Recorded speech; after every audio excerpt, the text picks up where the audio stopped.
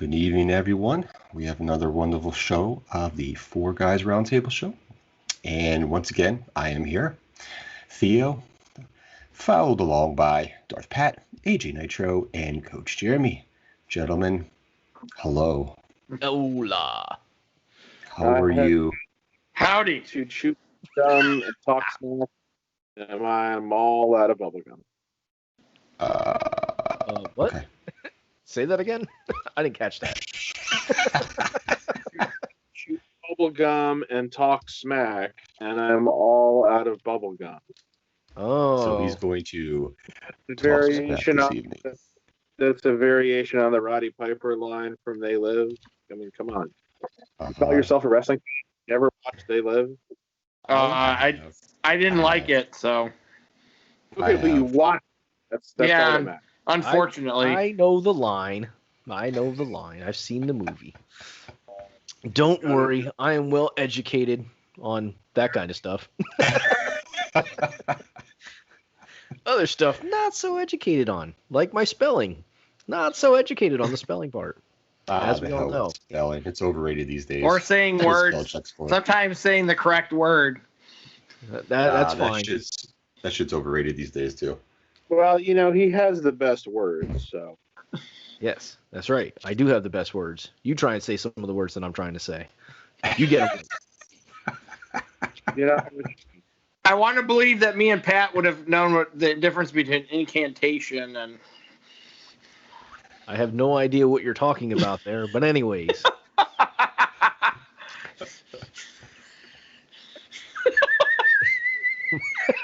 What, Pat? Yeah. Pat's doing some moving lips, but nothing's coming out of the mouth for vocal cords. No Yes. sound. Our good friend Pat looks like he's had a vocal cord operation. For all our listeners on iTunes and other media stations. Though that is not what happened. But I had my soul extracted from the bottom of my neck. Well, that's what happens when you're on the dark side. Mm-hmm. Mm-hmm. yes. They just come and take your damn soul right from you. Yep, they do. They do. All right, so And then they charge you $300 for it. At least he's not talking out of a voice box like Kane. Yeah, that was a pretty lame ass gimmick for him to do. I don't mean to That make was it sound people who are talking about voice boxes. I was thinking of the one character from South Park there. Yes. oh boy. Look out, Ned! They're coming right for us. Lord Exactly. have mercy. Yeah, I can remember his name. Thank you, Jeremy.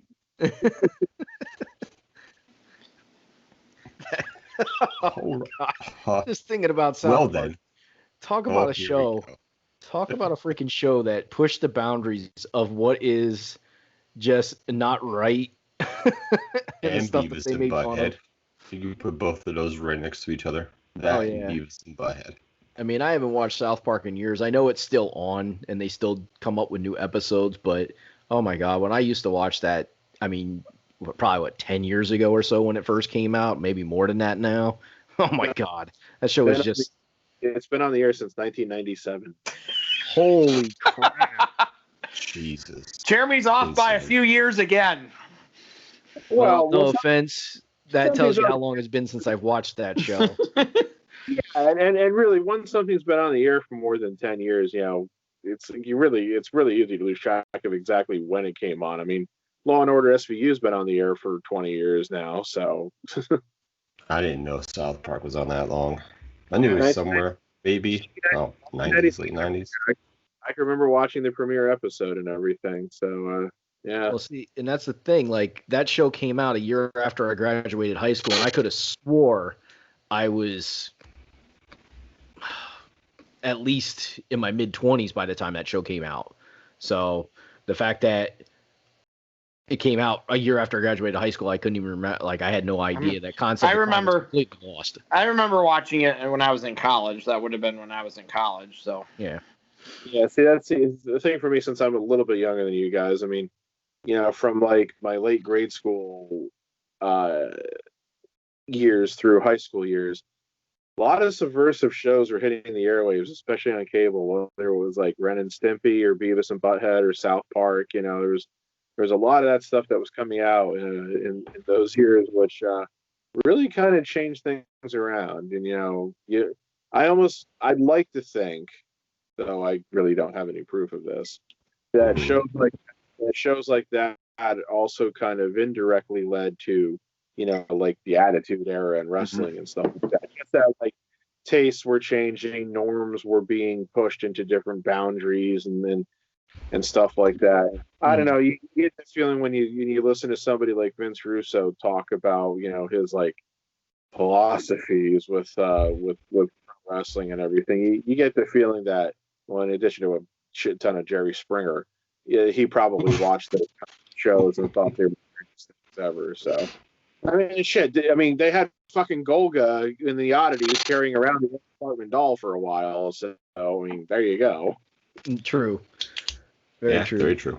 Speaking of wrestling, real quick, Pat, it was pretty awesome when Chris Jericho told Jim Cornette he was banned from watching AEW. It was, and what was also very entertaining was Cornette's response, because I did listen to that. He said he doesn't watch AEW Dark anyway, so he said he never watches AEW Dark anyway.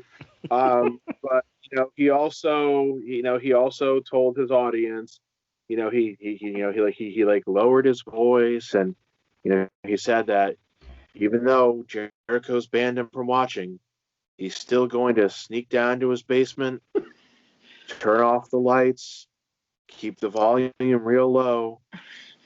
He's still going to watch the goddamn show.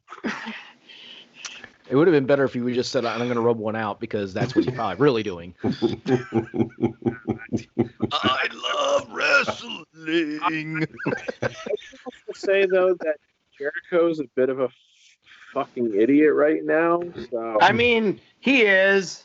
No, this has nothing to do with AEW. This is because he went and played the fucking Sturgis rally. He right. was banned when that fucking rally, where you still have like they said usually we get 500,000 people. Now it's only going to be 250,000 people.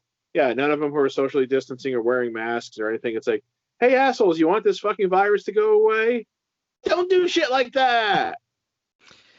Yeah, I'm surprised that Sturgis still went on, but not surprised too in the same sense. Because it's a bunch of fucking rednecks and right wingers and just here we go. People who are only concerned with one thing, which is having a fun time on their bikes. And I honestly don't give a shit if this fucking offends anybody who's listening to it. But I'm sorry, if you're really that fucking hell-bent on going to an event like that when there's this goddamn pandemic that's killed 170,000 people in this country alone going on right now, you kind of deserve to get the fucking thing yourself. I'm not saying you deserve to die. I'm not saying you deserve to die. Wow, it's going hardcore in. Fucking thing. Because you're basically in a huge living petri dish, because you don't know who the fuck could be carrying it. You don't have to show any symptoms. You can get it from that asshole who you're standing 2 feet next to, even that they don't cough on you or anything. You're taking your life into your own hands, and it's like I've been at 2 events in the last week. I had to go to a wedding and I had to go to a funeral. But I was wearing my goddamn mask through the majority of both of them, because I'm trying to do what I can to, hopefully, if I somehow have it, not give it to other people, but also doing what I can to not get it from others too. It's like, it's not that fucking hard. You could have gone to the goddamn rally and still been wearing fucking masks and still had a good time. Sorry, didn't know he was going to go there. I knew he was going to go there. I knew that. So, listen, I'm a redneck right here. My name is Redneck Joe Brony. In my Redneck Sippy Cup, I take offense to that. God damn it. So, Joe Brony. That was... My funky broads on the back and go wheeling and dealing. That's where I'm. That was my. That was one of my quick wrestling hits. My other one was going to be that Randy Orton is a fucking prick.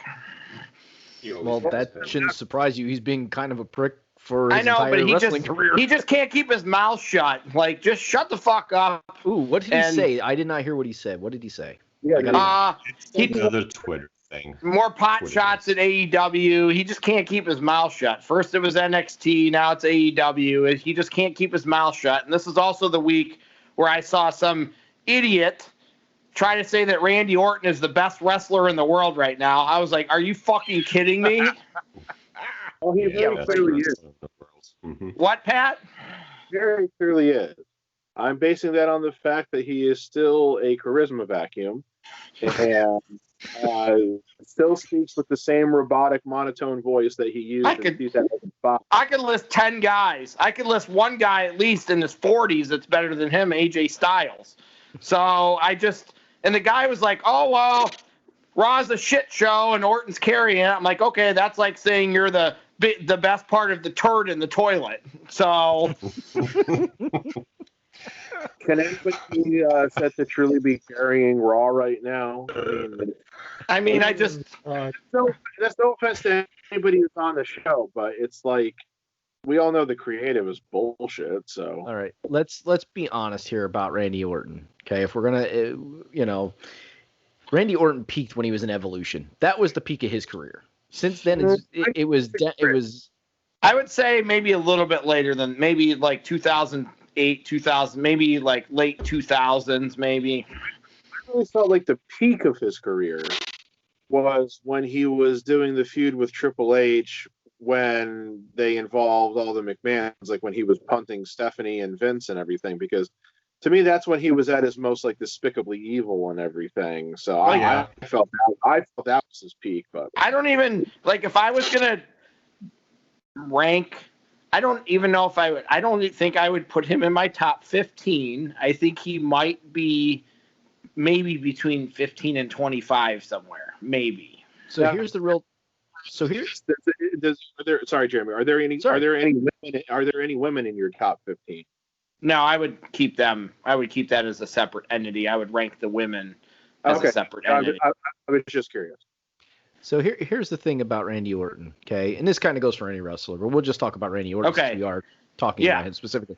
If you took him off a show, to be perfectly honest, regardless, not with the COVID thing, because we know COVID, you have to have as many people as possible because people are, even in the wrestling world, being safe and saying, I'm not working until this shit's cleared up.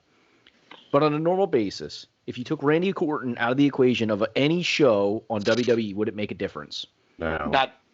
And the thing that was funny about this week too is Theo was actually texting me at the end of Raw as Orton was beating up Ric Flair or being a dick to Ric Flair, and he's like, "This is stupid," and I'm like, "This is stupid." And then to top it off, they have him punt him when the lights are off, and Drew McIntyre comes out to save Ric Flair, and Drew McIntyre has no ties to Ric Flair other than that he's the good guy. And it was just a really dumb segment that, like, a lot of people are like, oh, my God, this was so good. And Joe's texting me like, this is a stupid segment.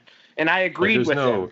Yeah, I mean, I get the emotional aspect of the whole segment at the end. You're destroying another legend. A 70-year-old legend. Who cares? He's 70. Yeah, but at this point, like, a guy that's that old that could barely do anything, like, you put a lot of time and investment in an ending segment for what real reason? What's your long-term goal with this? Like, you're going to turn Ric Flair face? I mean, this has nothing to do with like, the pay-per-view coming up with McIntyre and although there's a lot of people speculating that Flair is going to it's a swerve and that Flair is going to help Orton beat McIntyre. I wouldn't be surprised because that's the only thing. That's one of the things I thought of the whole time. I'm like, oh, they're playing this off just to fucking fool McIntyre and then swerve him to get Orton to win, which is to be honest with you. I don't think Orton should be winning the title anymore. I agree. Doesn't need to reach the 16. I agree. It's just bullshit. If I was betting right now, I would bet Orton's going to win. Probably. And it's a waste. It's just such a waste. I would also say this, like, you're definitely right about, it's like, see, the stupid part about doing it is because Flair obviously can't get revenge on Orton because Flair has obviously never is never wrestling in a WWE ring ever again. Now you say, like, what's the point of McIntyre coming down other than he's the face? Well, yeah, that's kind of the point. I agree. It's not really the strongest point, but No, it's fair to beat. it does get a little repetitive, and WWE is very guilty of this from like the results I read. Of heel beats up face, commentator, referee, backstage agent, whatever, and that nobody ever comes out to help the guy or the person who gets beat up. That's gotten like really repetitive. It's like it's about time it went back to like like the times of like when like the officials or whatever, or a couple guys from the back would come out and try to like break it up or whatever. So I guess I kind of like that they had McIntyre come out from that aspect of it. Mm-hmm. But like you also said, that does just kind of set up the potential swerve that Flair will like somehow be there in McIntyre's corner and just like help Orton win anyway. So hey Jeremy, if you want to see something really really kind of cool, go find the clip of Seth Rollins and Murphy beating the fucking shit out of Mysterio's kid the other night. They hit him 30 times with a kendo stick. Yeah, they showed the pictures. They fucked him up. I was cringing at that. I was even like, I was like flipping to look back and forth, and they were like hitting him out almost at the same time, Jeremy, in the back and the front. Like, it was crazy. Hey, what were you saying, Pat? Well, I was gonna say, like, I was like seeing those marks on Dominic Mysterio and like going like like recoiling. But hey, did you guys see SmackDown last night? I did. I read the results. What? Joseph Park? Yes. Yeah. Abyss. I mean, it's like if you never watched Impact, you're TNA, you would never know. But when I saw that, I'm like, oh man, I didn't see this live. And me and Joe went to get their autographs at the same time. That's when we met AJ Styles when Abyss was there. Yeah. So I thought that was pretty cool because I know he's been working as an agent back there for like a year or two now. Probably disappointing they'll probably never have him wrestle since I know he's up there now and everything too. And obviously he could never wrestle with Abyss anyway. But I just thought that was pretty cool that they put him on camera. So yeah. And the so, ladies and gentlemen, go ahead. Go ahead, Jerry. Go ahead. Yeah.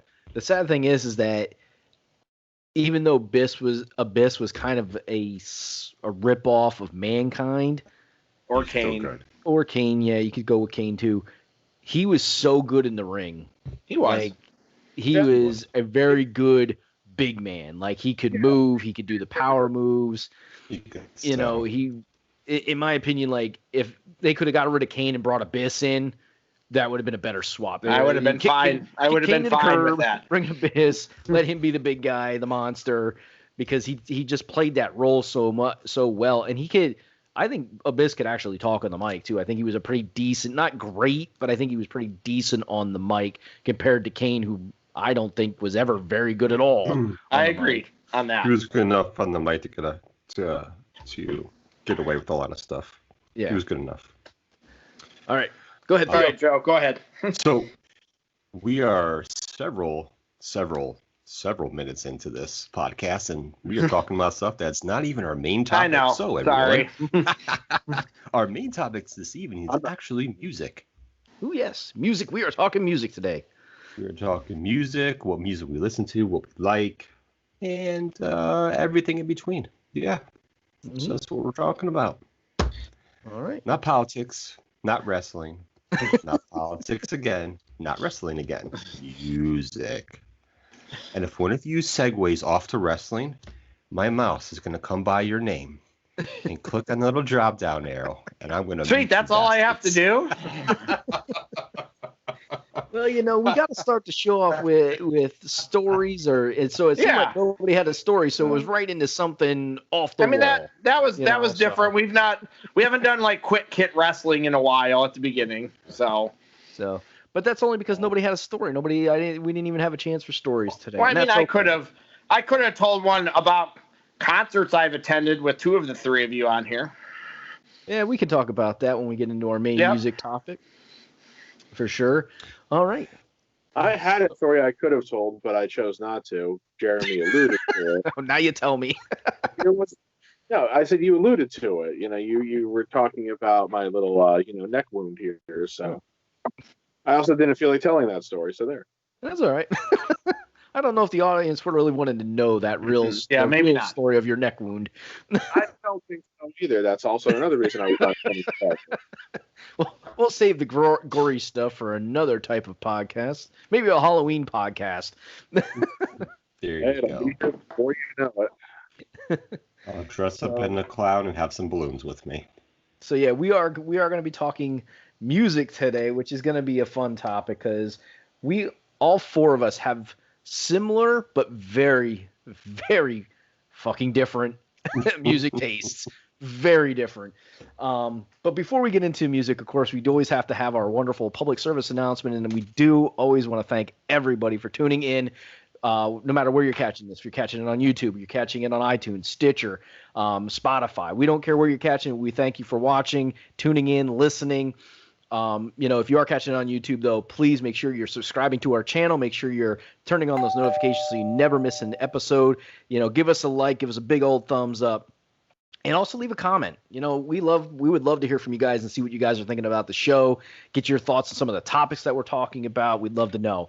And if you are catching us on iTunes or Stitcher or Spotify, just make sure you're giving us a rating so we can jump up in the charts and make sure that more people like yourself are seeing us, or I should say hearing us in that fact, and getting the entertainment that we are hopefully bringing to you each and every week on a Monday.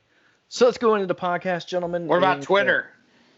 Oh, yeah, we do have our Twitter, and that is at 4, the number 4, Guys with a Z, Roundtable. You can catch our Twitter there. We are on there systematically. I wouldn't say we're on there every single day all the time, but, maybe good old Theo will jump on there and do some tweets while we're in the middle of talking, Maybe. Yeah, maybe I will. Maybe. I was thinking that might be pretty cool. There's also another piece at the end too, Jeremy. Yes, I know there is. I'm getting to that. Give me a second, goddammit. You were like, let's get into the podcast. I'm going to get into your face soon, son. Whoa, where's the popcorn? Yes, and don't forget to always tune in to the end of the show and count. You're going to count now. Catch the Mount Rushmore of whatever it's going to be. And then it's probably going to be music. So just tune in to the end and find out what it is. All right. Now, as I was saying before my brain caught up with my mouth. I'll start counting Jeremy's screw-ups. There you go. Go for it. It would be a good podcast. 3 screw-ups.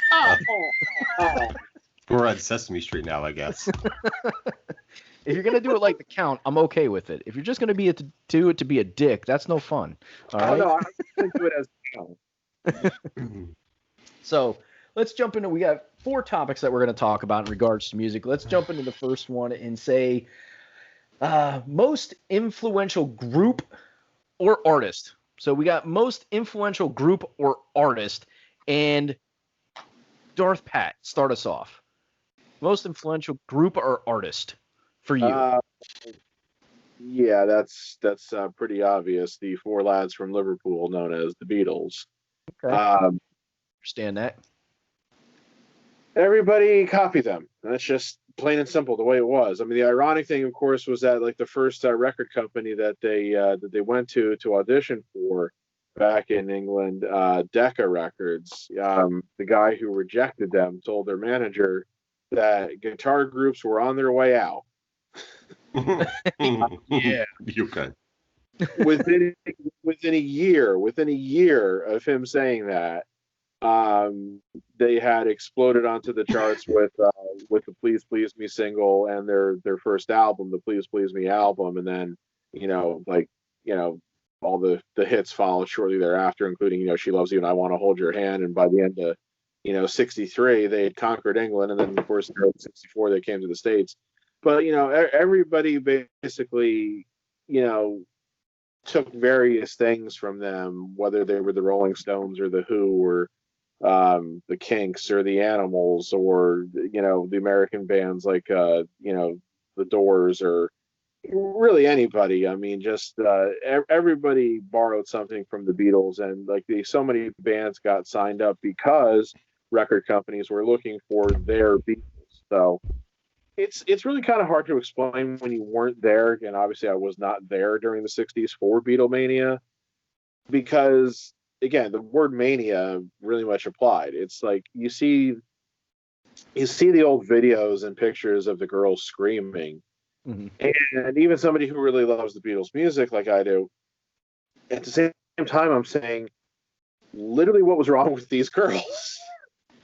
What was wrong with these people that just made them decide that they had to scream at the top of their lungs so that it sounded more like a jet engine revving up than, like the sounds of human voices and everything.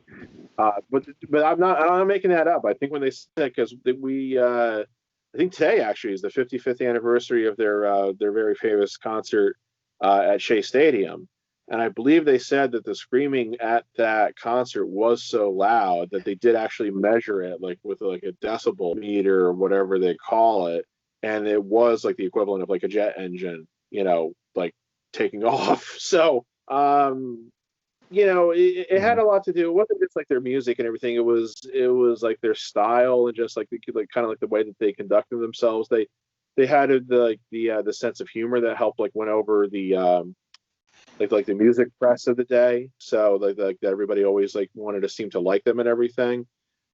Because I think you see even through today, if like the music press doesn't like you, it's going to be a little bit harder to make it. Like, you need to have somebody on your side, especially as you're on the way up. Yeah. Once, of course, you've conquered everything, then they'll start knocking you if you start like stepping, and that happened to the Beatles. But they just kind of inspired everything. I have a book. I don't know where the hell it is right now. Not important, but it's from. Then why'd you mention it? It's not like I can really like open it and kind of like show it onto the screen anyway. But it's if you're familiar with the website All Music Guide, it's a book that they published several years ago. It has like reviews of albums by countless artists, which is like really just like a sampling of what you see on their website. But there's one section towards the back of it, which they call like musical trees, where like they kind of like trace the roots, where they show like, okay, there's like this group of artists, which all led into like this group of artists, which then led into this. There's one category, I can't remember what it is, but like the Beatles are like literally in the center of it all by themselves. There's like, groups that like led to the Beatles, like artists that like led to the Beatles. And then there's like all the people who like offshooted from the Beatles, but they're literally the only people on the page. And I think they're the only people on any page in like those musical trees in that books that are literally by themselves. And that's just because of, well, both not just what went into creating them, but what they kind of influenced and what they spawned and everything. Probably the only other artist who they're probably rival them would be like either Elvis or Dylan, really. So you could say they're like the 6 ways of bacon. Yeah, it's like there's like, okay, like they had like elements of like this type, or like, because again, when you talk about rock and roll or just like rock music in general, you can split into so many different subgenres. Oh yeah. Touch on so many different subgenres in the stuff that they did, and then of course the stuff that they influenced. So yeah, well, yeah, and even if you were never a Beatles fan or never listened to Beatles music, you can, but about music.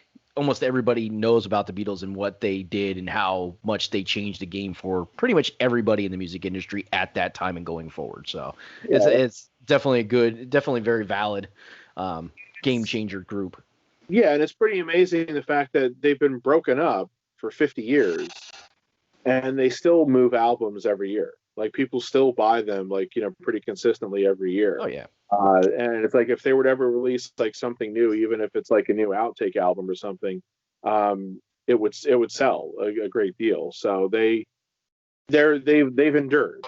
That's just that's the best way to really say it too. Probably more so than, like I said, like Elvis again. You could probably say, but they've endured in a way that few other groups have. There's a lot of individual artists have, like, because you could even throw somebody like Frank Sinatra in there. People still buy Frank Sinatra albums, but like for among like groups, I think the Beatles have endured, probably better than anybody ever. Yeah. All right, AJ Nitro, influential group or artist, sir? NWA. NWA, and we can't say their name. So not if we want to survive. The brothers with attitude. They definitely, That's as close as we can get. They definitely, especially at that time. I mean, gangster rap happened because of them. So, and it was kind of like, even though nobody knew it then, but look at the talent. Oh my God! Look at the talent in that, like Ice Cube, Dr. Dre, and Eazy-E just alone. That right there, like those guys were like three of the greatest rappers of all time, all three of them. Mm-hmm. So I mean, it's a shame that Eazy-E died, and if they were going to get back together. So if he had not died and they had gotten back together, I don't know. There was way more left in the tank for those guys.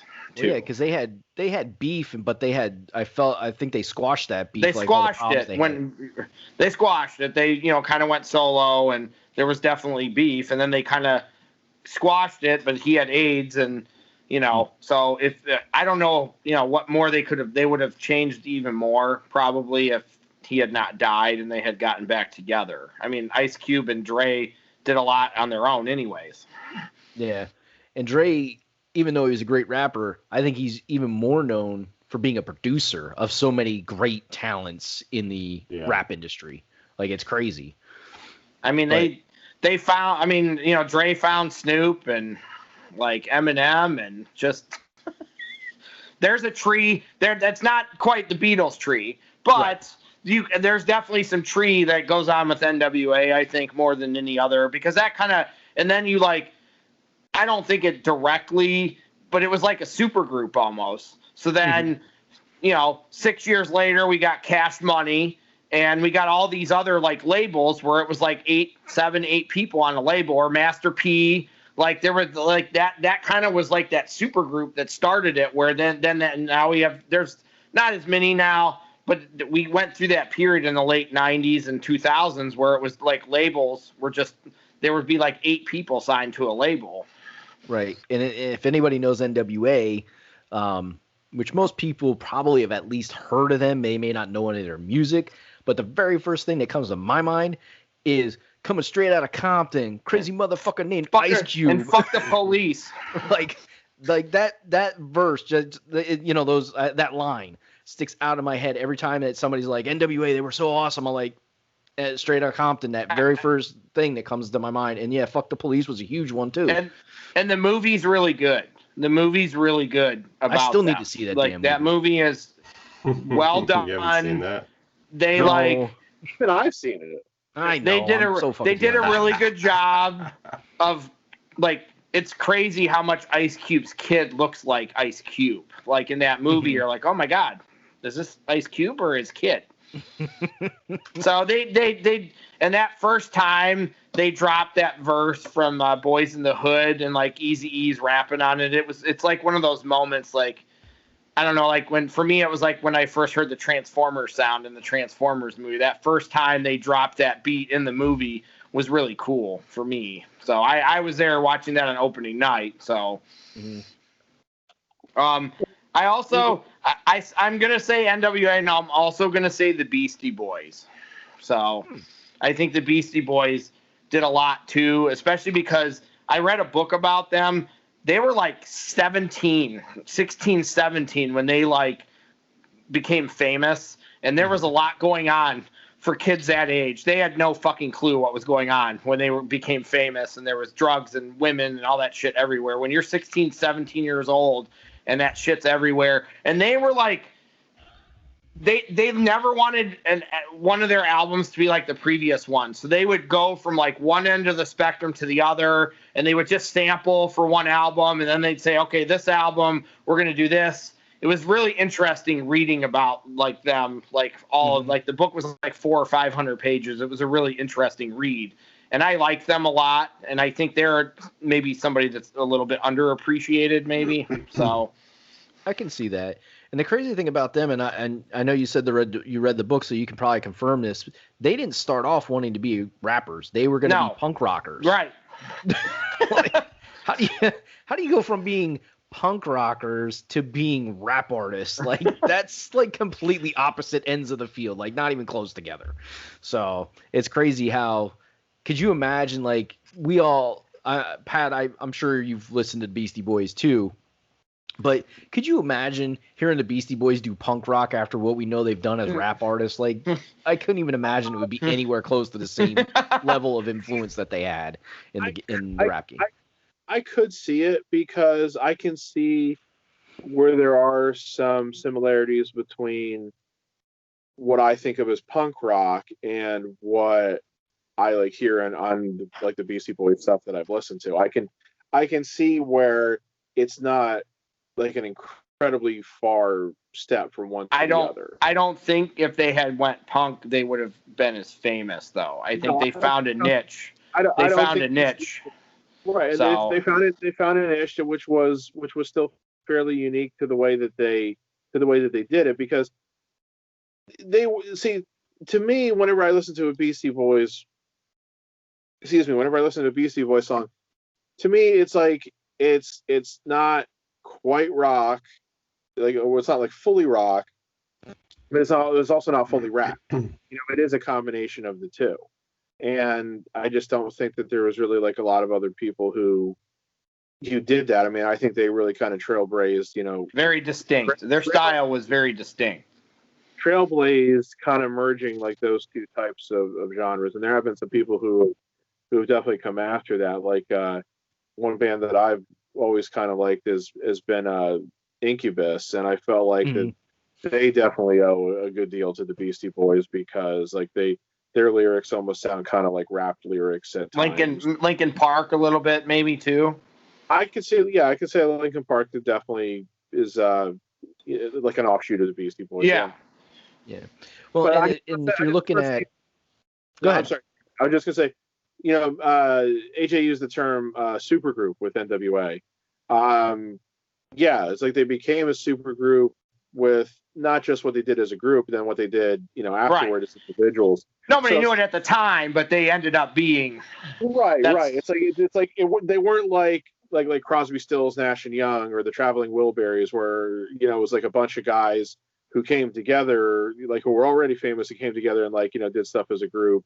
It's like they all just like were a group, and then they became arguably more famous once they went their separate ways. It's like most groups that doesn't really happen. Like the Beatles, they all had successful solo careers, but they were never as famous as when they were together. So yeah, and if you're talking about the Beastie Boys, like when License to Ill came out, that is definitely, if you're gonna say you could see the punk aspect, that would be the album that you could say that, because that was very heavily, because of the time frame in which that album came out, because that was what, mid 80s, I think, if I remember correctly. It might have been mid 80s, because it was the same mid or late. Because it was the same time that LL dropped his one album, like right around that same time frame. And you can and even with Run DMC too, you can hear that the rock influence in those music. So I can definitely see with License to Ill, Brass Monkey, Fight for Your Right, those songs. Paul Revere. Yeah. So they all had that like rock influence in them, because a lot of the rap music that was coming out at the time had that influence in it, with the beats and stuff like that. They weren't heavy drum beats. They had that one song called Girls that was just random on that album. Girls. Yeah, that was good. I don't know. I almost like every song on that album. That I do too. For me, was really, really good. What about you, Jeremy? What did you? Who's influential? Oh no, I'm saving mine for last. Oh, the good old Theo. You're next. Oh, I get to go now? Yes. Lord have mercy, it's about damn time. No way. Oh, we know who he's picking. Oh. No. Mine is kind of a little bit two different people. So growing up in my house, my parents listened to a lot of old music. My dad listened to Elvis and what's her name? Last name's the same as Patty Cline, some country. Patsy Cline, yeah. Trying to think of some other ones. Dolly Parton, Kenny Rogers. My parents listened to some rock too. So my dad used to play Jimi Hendrix records. So Jimi Hendrix and Run DMC were kind of my two people that I listened to on a regular basis, when I was growing up. One, my dad listened to Jimi Hendrix, so I listened to that a lot. I'm a big fan of the guitar. Don't care what version guitar it is. I like all the different sounds the guitar makes for all the different types of music and things you can do with it. Just a very instrument that's a very soothing sound, or just a really cool sound for me in general. So just the way he played, which I still think he's one of the greatest guitarists of all time. And then, listening to him kind of growing up, and then, kind of listening to other music in the 80s. Run DMC was the other one. They're the ones that kind of really got me starting to, listen to hip hop. I just like their style, like what they did. And they're kind of one of the first groups to really cross over into the hair band, collaboration with Aerosmith that had a really big song and whatnot. But I just loved their beat, awesome. loved their groove, just loved how their lyrics and all that good stuff. So those were the two, one group and one person. Sorry, I threw two in there, but they're the ones I listened to the most. When I used to beg my parents, oh, can I have some money to go? I want to buy the Run DMC tape that just came out. You know what I mean? So how old are we? We're talking about tapes. Yeah, cassette tapes where you put the pencil in there to turn it to get it to rewind. Yep. People are gonna be like, "What's wrong? How old are these fuckers?" It's tricky. Is still my favorite Run DMC song. So that's my favorite song by them. Yeah, I'm one, for me. Like, I'll find people who I like. I find a song that catches me. Now I'll listen to the whole album, and there are probably some songs on there that aren't that great, but over time, when you listen to them over and over again, they kind of grow on you and whatnot. I'm always I'm always a fan of trying to listen to every single song on the album, see what's going on with it. But those are the two that really I listen to the most. Well, yeah, and they were like one of the first rap groups to get sponsored by a clothing company, because Adidas sponsored them, because they put out that song My Adidas, and Adidas is like, oh, fuck, jump on that shit. I mean, that's all they wore. And then it became a cool thing to wear Adidas without any freaking shoelaces in them. That became a huge trend, because Run DMC talked about My Adidas. Adidas jumped on it and sponsored them, started giving them clothes and shit like that to wear. The old school velour jumpsuits. Yeah. Oh my God.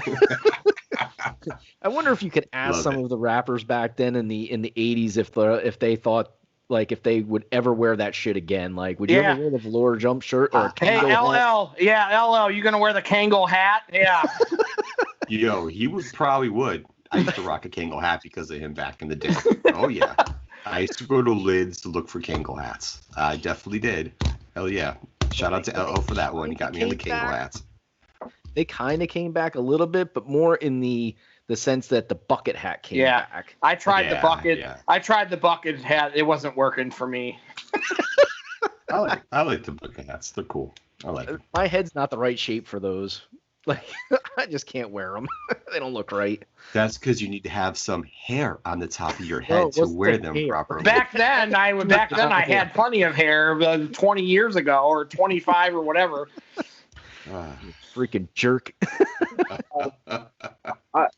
I would also say, I mean, because you mentioned Hendrix, obviously there's so many musicians who had like tragic sudden ends to their lives. Mm-hmm. Buddy Holly, Richie Valens, Patsy Cline, like you mentioned too. She died in a plane crash. So many people like that, but I really feel like, to me, for the type of music that I listen to, Hendrix is the one that kind of, I don't want to say hurts the most, because he did 3 pretty incredible albums with, the Jimi Hendrix Experience. He had kind of like moved on from that, and he was like going into like different areas. and he had recorded so much stuff that has been kind of very like scattershot released, and it's been very disorganized, and nobody knows what he was really intending. Like people have been trying to guess at it for years and everything. But just to see where he could have gone throughout the 70s would have been pretty interesting, because I mean, again, he was only 28 when he died. And obviously things like changed in the 70s. I mean, like obviously, like somebody like Led Zeppelin was kind of dominating the beginning of the 70s. But then it's like, what would have Hendrix done if he was still around in the late 70s when punk and disco started really taking over and everything? Would he have kept up with those times? Like some of the bands still around? Because like bands in the 60s who were still around, like say like when disco came around, like the Rolling Stones and the Who, there was like the albums that they released in the late 70s. You can see where there's like disco influences. Now I'm saying that they like went outright into disco, but where they like tried to like adapt it into their own sound. So you really wonder what Hendrix would have done. And yeah, like I mean, his guitar playing was just, there's really no comparison. Nobody played the guitar the way Hendrix did. So he created his own style. He had his own style. And his style was just something that nobody else could do. You could try to play the guitar like Hendrix and you would fail. So miserably. I just always feel like that's I mean, like I said, but like Buddy Holly, again, he could have been. He's a pretty big like what if. Well, like what would he have done if he had not died? Because he was ridiculously young when he died too. But I feel like Hendrix was more kind of like a unique talent in that respect.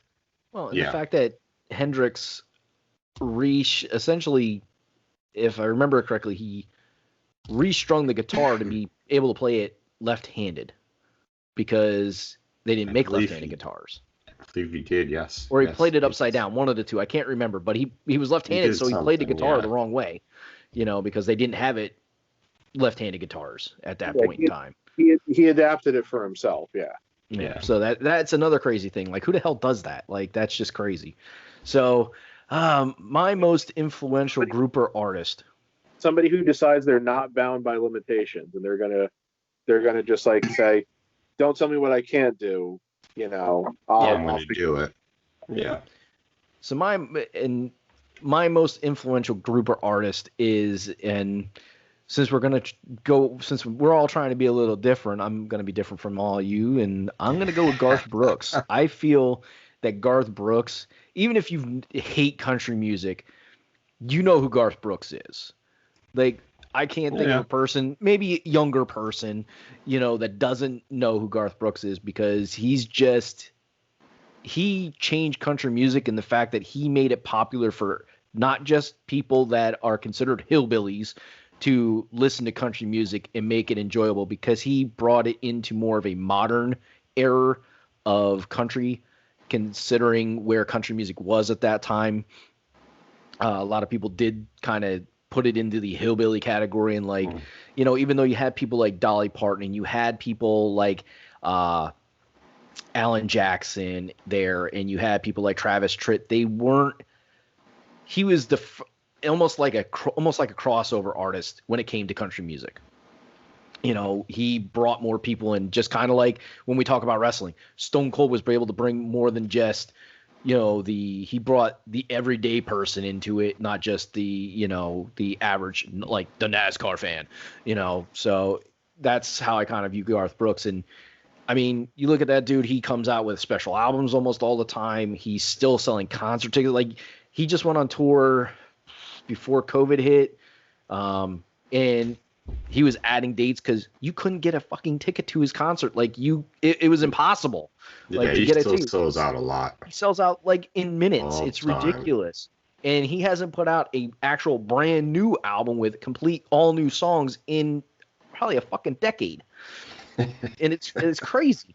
And so Pat, apparently only me and you are in trouble if we make a political or wrestling reference. Jeremy did it and didn't get muted, but apparently that was only me and you. That's right. We're going to get in trouble. Yep, because you started it. That's right. Well, I was also trying to just let Jeremy make his point here. I mean, my rules. Thank you. But I mean, I got to make this point about Garth Brooks too, because he released like a concert that went to drive-in theaters because of COVID going on. And that was almost impossible to get tickets to. Like my wife, she had my phone, she had her phone, her friend who wanted to go had her phone and her boyfriend's phone, and they were all like, they had 4 phones trying to get into this damn website to buy a ticket, because it was, you could buy 1 ticket and you could have a maximum of 6 people in your car to go to the drive-in. They're probably like, God damn it, I want that ticket. Take it away. It was crazy. They're like, she's like, can I use your phone? I'm like, sure. I'm like, what? She's like, I gotta make sure that we get him for his ticket. I'm like, oh my God, like this is freaking insane. Like it's a drive-in and I mean, granted, it's the closest thing you're probably going to get to a concert this year. So I can understand why there was such mania about it, but that just goes to show you like how relevant Garth Brooks still is to this day.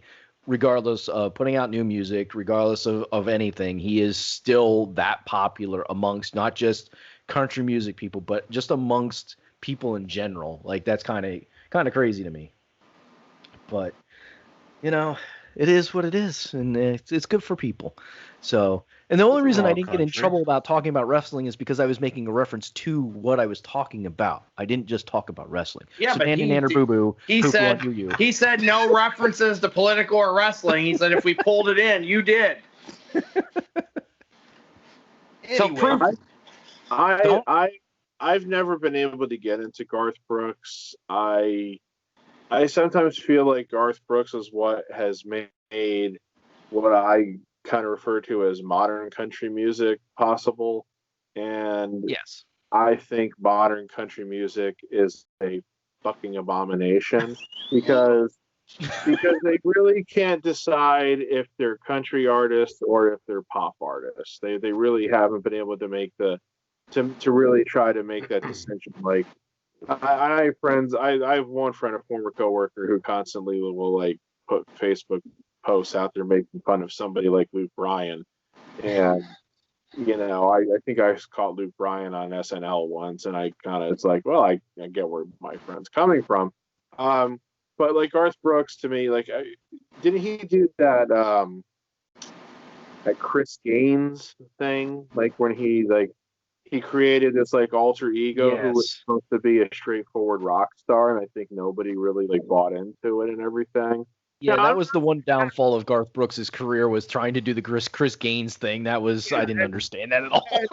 and I'm not saying that I dislike Garth Brooks. I really just don't listen to him. And like, Low Places is his song, right? That was his first big hit, was Friends in Low Places. Yeah.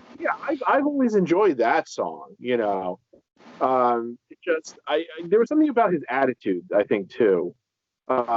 Just like the way that he acted, the way he carried himself, like pictures I'd always see of him with his like black and blue checkered shirts and shit, and the cowboy hat, because of course if you're got to be a male country music artist, you got to wear the fucking cowboy hat. Well, not anymore. As just always kind of I've just never really bought into that kind of stuff. I mean, if I'm listening to country music, I mean, I go back more to the roots. I mean, I'm very much, and this probably comes from my dad and everything, but I'm very much, Johnny Cash, Waylon Jennings type of guy. So, it's like the outlaw country, especially with Willie and Waylon there and everything. So that's the kind of country music that I like to listen to. I mean, Willie Nelson's Red-Headed Stranger to me is one of the greatest albums of all time of any genre, and it's so stripped back. It's like it's not the Nashville sound, So like I get what you're saying about being modern, but it's kind of hard because every genre now has gone modern and commercialized to a certain extent. Like it's not. Yeah, and that kind of happened late 2000s in regards to that, like 09, 10, started kind of going that route. Because the 90s was kind of like the last decade where it kind of was still, you put out what you do, it's going to sell on its own, and then slowly shit started getting commercialized after that. I would say, probably 2006, 07, 08 is when it started. You seeing rappers, R&B, country, started even going even more into that modern commercialized stuff. That's why, unfortunately, there's only a handful of people like I truly listen to on a regular basis because the music is just not there. Yeah, it's unfortunate. But so let's move on to our next quick topic. And this will be a quick hit for us. What is your favorite genre? And I'll start. I'll go. I kind of have two favorite genres. Of course, I'm a big country fan, but I'm also a big rock and roll fan. I've always really enjoyed rock and roll, all the way from Elvis to the Beatles to, didn't love the 80s hair bands until later, but love 90s rock, 2000s. I've always enjoyed rock and all different genres of rock. Country music is just kind of one genre. It's country music, but rock always had multiple genres. So, I could throw rap in there, but rap was kind of just a certain time frame of rap. I can't say I love rap all the time, every single day. So that would country and rock music were my big favorite genres. Theo, for you. This is kind of hard for me. Kind of went back and forth listening to what I listened to as a young kid growing up until now. Really not so much a genre anymore because it's been so commercialized where everything is so pop. But R&B was my favorite growing up. I love the R&B music. I just love that type of music. Yes, it's the lovey-dovey, sensitive, but it gets you in the panties. So don't knock it. A little bit of Jonas. Red Light Special worked out for me several times. So just letting you know there. Little 112. Yeah. Yes. Peaches and cream. Absolutely. But no, R&B. It's just not so much the beat. The sound was always good, but it wasn't always about the beat, about the lyrics and what it was meant, the meaning of the lyrics and things of that nature. And some of it, was, get in the panties type of lyrics. But hey, when you're young and, a horny dude, that's what happens. But yeah, R&B overall throughout my existence of listening. Apparently to now WAP is how you get into panties. WAP. Well, listen, he's bringing up Cardi B. That's what he's trying to do. Oh, okay. So he just made his Cardi B reference. So listen. You promised we weren't going to talk about it, so naturally we talked about it. Somebody said it'll come up, so I brought it up intentionally. I knew he was going to bring it up intentionally. It kind of fits. But yeah, well, first off, for that to even happen, you have to do something to get the WAP to even start. I tried to find the best place to fit it in. This was the place that worked the best. So you need the R&B music and other things to get that WAP to start. That's what I was talking about. Okay, touch that one. Moving on. Oh, the comment he just made. The comment he just made there was ripe for multiple entendres. So. All right, AJ, favorite genre? Dirty old bastards. I mean, it's rap. It's always going to be rap for me, even though it sucks now. It's still, I can just go back and listen to the old stuff. So, I mean, there's a couple things now that I like. I like Machine Gun Kelly and I like ASAP Mob. There's a few things I can handle, but most of it I don't. We name two artists. I have no idea who the hell they are. Machine Gun Kelly can go eat one. I can't stand that guy. For multiple reasons, I can't stand that guy. Likes Machine Gun Kelly. What, Pat? So we know why AJ likes Machine Gun Kelly. Enlighten me, Pat, because I'd like to know. I think AJ would like to know too. He's banging Megan Fox now. Oh, he's banging Megan Fox. Nice. I liked him. I saw him in concert like 6 years ago. So obviously that happened way before. I mean, Kevin Owens did put him through a table. That was great when I saw that. He's gone more poppy now, but like when he first came out, his stuff was like rap. Now but I like ASAP Mob. I like ASAP Ferg and ASAP Rocky. Those are my preferred people that I would listen to now. So, and I'm glad you said you don't really like, even though rap is crappy right now, and that's why I don't really listen to rap, because when you try to tell me Drake is a rapper, you're fucking kidding me, right? Like Drake's a rapper. At He's a pop. times. At He's times. a pop rapper. He's a pop At times. rapper. That's what he is. Yeah. and Some see, of his there's- older stuff is better than, like, he's more worried about the commercialized part of it now. And see, there's the problem with me for rap right now, because if you're gonna be rap, you're rap, and there's a certain way that rap music is put together, it's presented, and I just don't think rap is really rap anymore. It's something else. Like it's evolved, and it's not, in my opinion, has not evolved into something very good to listen to. I mean, at a whole. So I like rap mostly. I do like some R&B. So I'm not quite with Joe, but He didn't use it to get into panties. I think for me sometimes more New Edition works getting in the panties. So for whatever works for you, Joe, that's what worked for me. And Hey, I Prime, also hey, you can go on. Shit. it's not really a genre, but anything I heard on One Tree Hill, I kind of like a lot of the music from that. So like I got into Jimmy Eat World and Tyler Hilton and Gavin DeGraw, all the guys I watched on One Tree Hill. Like I got into a lot of that stuff because of that show.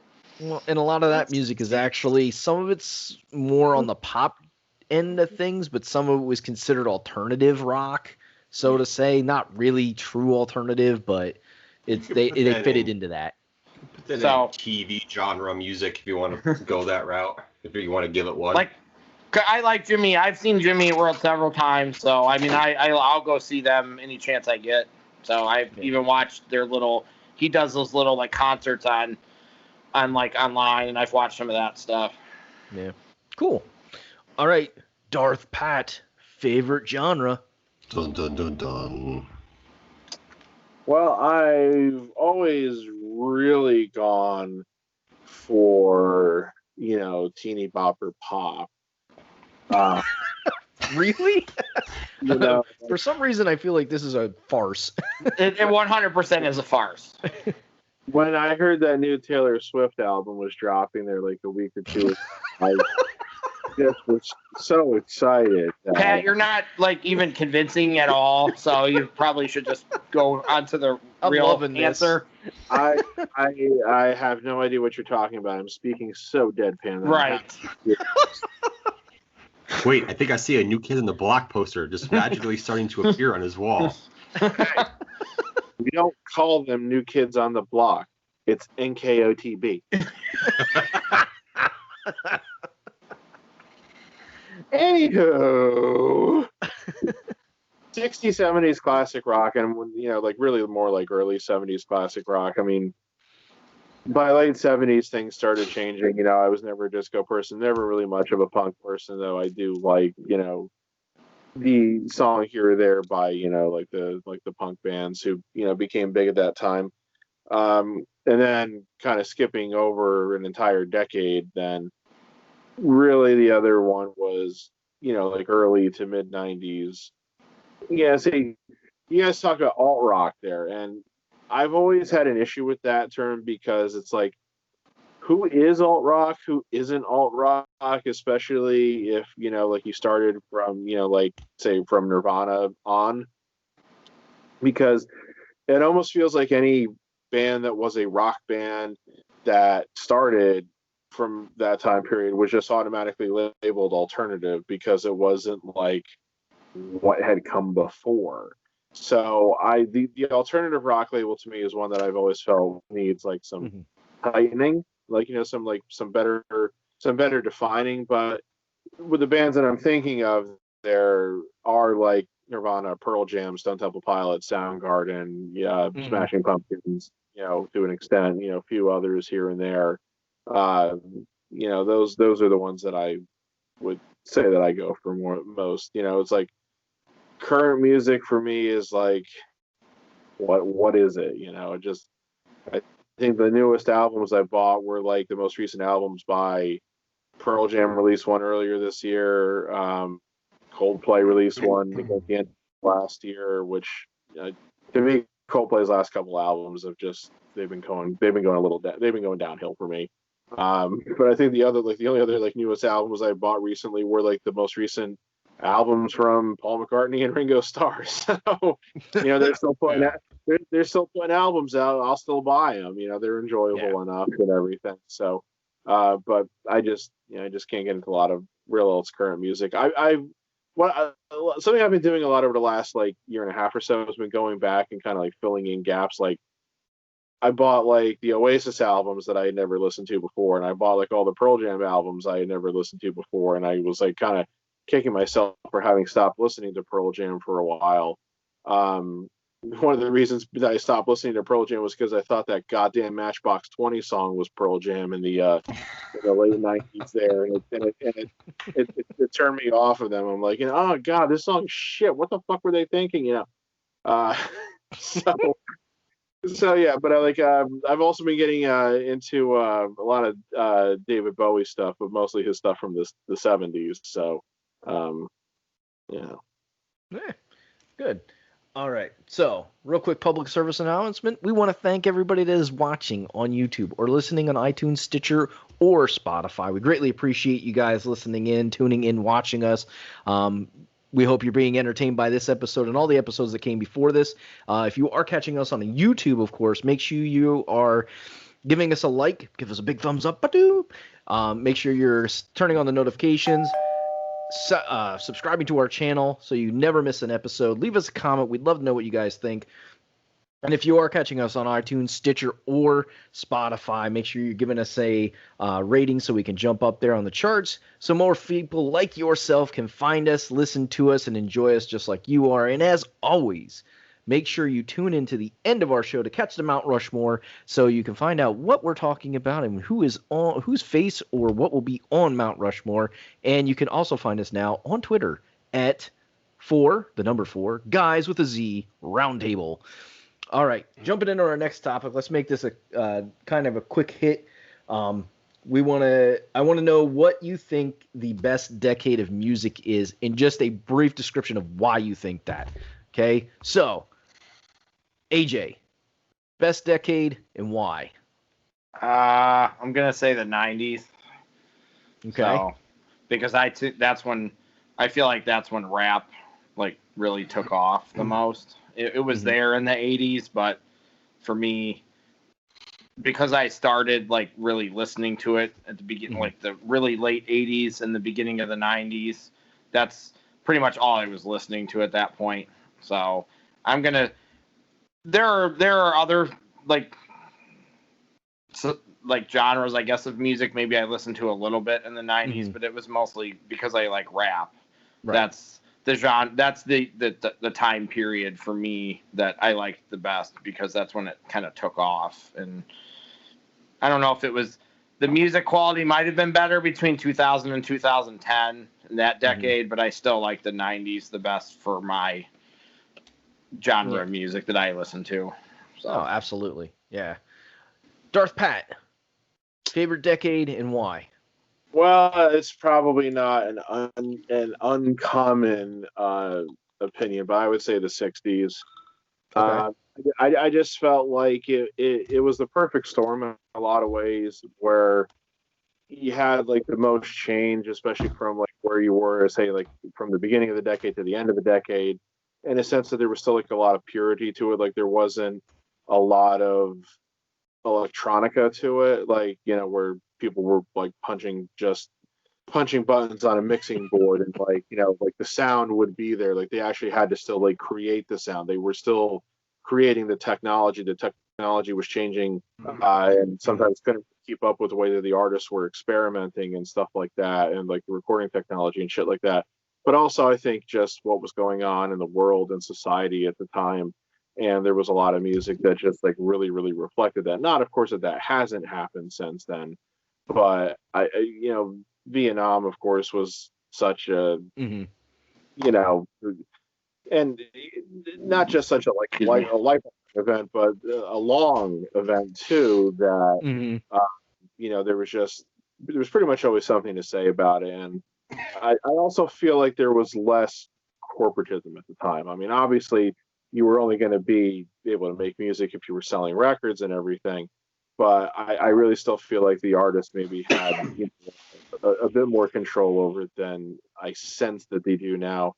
And also, I think it was because there was just like less commercialization and that. Right. You don't see these guys like when they're making a record out there doing like 18 product placements to help promote their album and shit like that.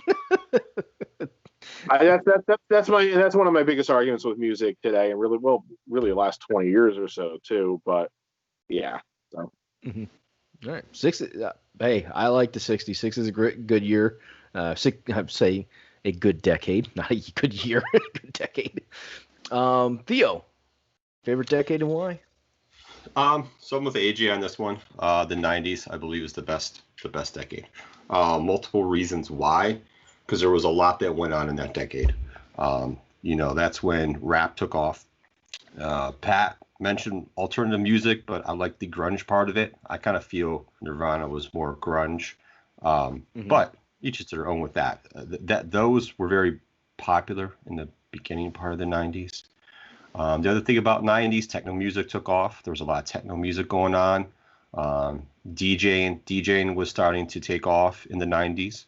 There was a lot of influence from outside the U.S. as far as music, like Latin music was starting to take off as well.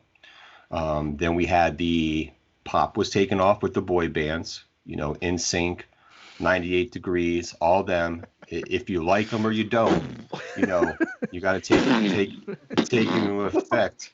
All those boy bands making music, they were in the top charts. They did. Justin Timberlake out of NSYNC, some of them went solo, had great careers. And then I like Justin Timberlake, so yeah, so do I. Then on the R&B side, not just so much like Boyz II Men was probably to me the best R&B group of the whole 90s. Then the other thing is the female artists really came into their own in the 90s. You had the Fugees, and you get Lauryn Hill out of the Fugees. You get Little Kim. You get Missy Elliott, Salt and Pepper. TLC. There's Shut up, Patrick. That's the way it's spelled. I know.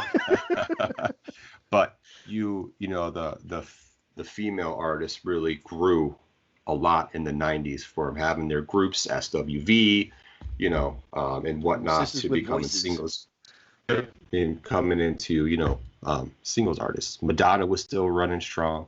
Gotta give it to Madonna. She was still killing it. Whitney Houston was still doing her thing too for that time period. But that, for me, is why I just feel the 90s was so far the best decade, because there's a lot of stuff going on. A lot of stuff grew, made money in the 90s, and other stuff came out of it at the same time. Yeah. And for me, I agree with AJ and Theo on this one. The 90s, and I would almost start my decade. I know it's not a true decade period, but I would almost start like 93-ish to 2003 for me.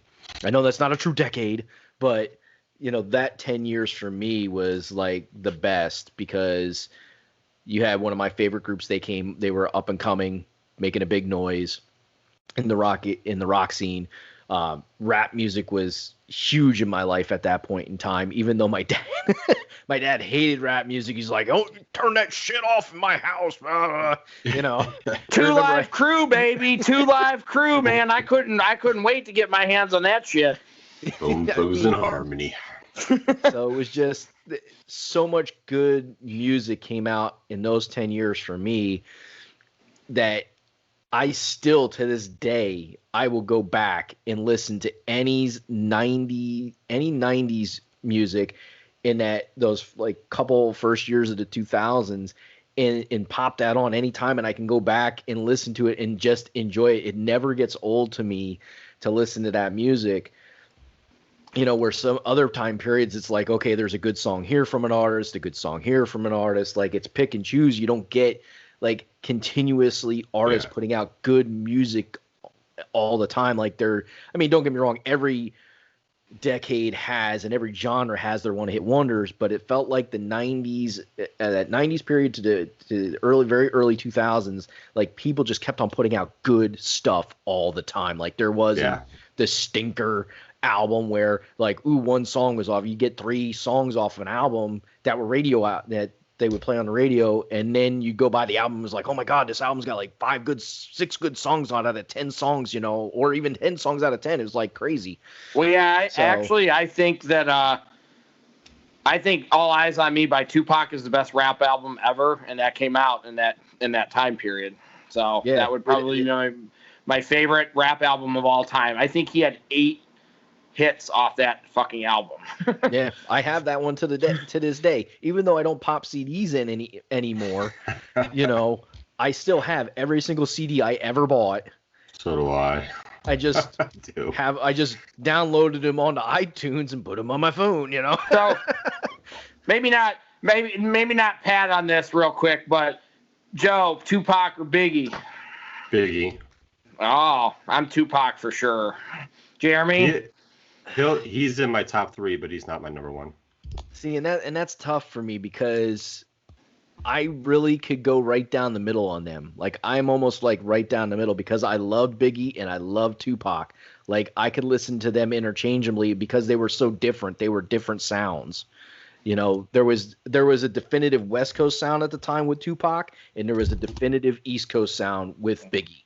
Like they were very different, but they were, in my opinion, they were just equally good, and I can't choose between those two. They were too good at that time. Biggie is probably in my top 5. Tupac's in my top 2. So which group did Tupac start with before he became a solo artist? Oh what, my God, Digital Underground? Digital Underground? Glad you knew that. Yeah, you're right. Upset if you didn't. It's hard because he didn't have a big role in it. It was a very small role. Here's my reason why I put Biggie above Tupac. I like Tupac a lot. He was a very good storyteller. But I think with the rapping part, Biggie was far more superior as a freestyle rap artist than Tupac was in regards to that. I can see. Yeah, that. Not that Tupac couldn't hold his own, because I've seen stuff where he's hold his own, but I've seen Biggie tear some people. See, but this is going to segue into the next thing we're talking about, and you obviously care more about the lyrics, whereas I care more about the beats. So that's what it comes down to with me. So. All right. So as our fans now know, our listeners know, we are talking about the next topic is what does draw you in more to a song, any kind of song. Is it lyrics? Is it beats? Is it more than that? Is it just the artist? And you're just like, I just love this artist. I don't care what they put out. I'm just going to fucking listen to it all, So Mr. Darth Pat, start us off with that. It's not the easiest question to answer, I think, in a lot of ways. I can tell you that when I'm listening to something for the first time now, it's got to hook me musically first. Okay. And one of the reasons I would say for that is because it's very easy to misunderstand lyrics, depending upon the way people are singing or rapping, for that matter. Mm-hmm. So it's really got to have like some kind of a musical hook to really, make me want to say go back to listen to it a second time to make sure I got all the words and everything, because just like I'll go back to the Beatles as an example because it's a pretty good example. There's the line in "I Want to Hold Your Hand," like in the bridge, where. Like they sing, and when I touch you, I feel happy inside. It's such a feeling that my love, I can't hide, I can't hide, I can't hide. The way they sang that song, it took me until I was probably in my mid-20s and had been obsessively listening to the Beatles for 4 or 5 years by that point, before I finally realized that they were singing I can't hide as opposed to I get high. Because if you go back and you listen to that song, you tell me they're not singing "I Get High" at that point. And I was like vindicated, I guess, when I was reading a book some years after that, where even Bob Dylan told one of the Beatles that he thought they were singing "I Get High" at that point. But that would have been more in reference to the Sgt. Pepper's Lonely Hearts Band album. They weren't, yeah. I mean, they weren't smoking when they did "I Want to Hold Your Hand." They were smoking marijuana probably about a year later. But anyway, but like, it's just very easy to misunderstand lyrics because of like the way people sing. It doesn't matter who it is, it doesn't matter what country they come from, it's very, very easy to misunderstand lyrics. So it's something's really got to hook me musically first. Mm-hmm. There's just not a lot of songs that are meant to hook you with their lyrics. There are some, and you kind of know what those are right away. Like, say, John Lennon's "Imagine." Like, that's a song where it's like right away you have, like, the words are meant to catch your attention first. But more so, music comes first, and then you kind of go from there. All right. AJ, since you alluded to it, you are... I definitely am the beat person for sure. It's like I have Eminem written down as somebody lyrically who is pretty good, who I may pay attention to his lyrics more than other people. I do think Joe is probably right about his Biggie Tupac reference, but I like Tupac's sound way more than I liked his lyrics. So it's funny because the first person I really remember listening to, so this is not going to surprise you guys at all when I say this. Okay. Uh-oh. Before I even get into that, I don't like any of the music my parents like because I didn't want to. That's probably why I like rap, because it's completely different from everything they did.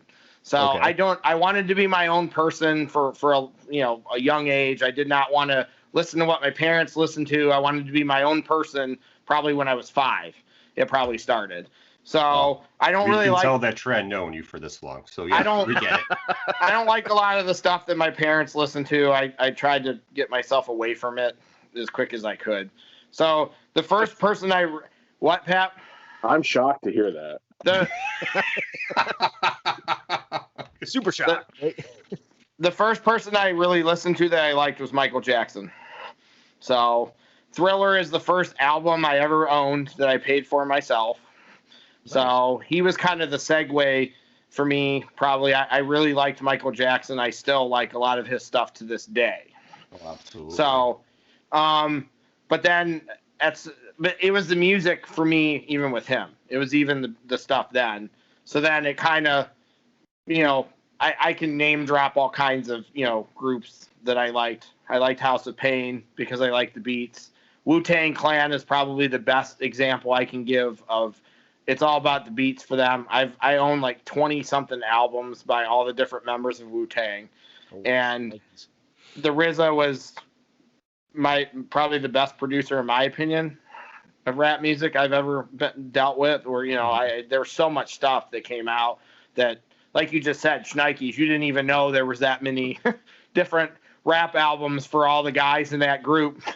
Well, I mean, I didn't realize how many. It doesn't surprise me there's that many because there was 9 members of that group, So. And they all, because me and you went and saw them in concert, they all had their posses with them too. Yes. So when we went to see Wu-Tang in concert, they all performed individually with their posses. Then they all kind of performed together at the end. And when me and Jeremy went to see them, Old Dirty Bastard died the next day. Yeah, and we were all like, damn it, Old Dirty Bastard didn't show up again, that fucker. And then we learned he died, and we're like, oh shit, no wonder he wasn't there. Like, we felt like assholes. Like, so there's a lot of thing there with me and the beats. Wu-Tang. I liked Wu-Tang. I still hear stuff on Sirius Radio. I'll be like, oh shit, I remember when that song came out. Like, and their beats were very unique. Like, I could hear a song and be like, that's Wu-Tang. 3 6 Mafia was another group that they had a very distinct style. If I heard something, I knew it was them. I liked them a lot too. But it was all about the beats and the bass. I'm still 20 and I still have my speakers in my trunk for my bass.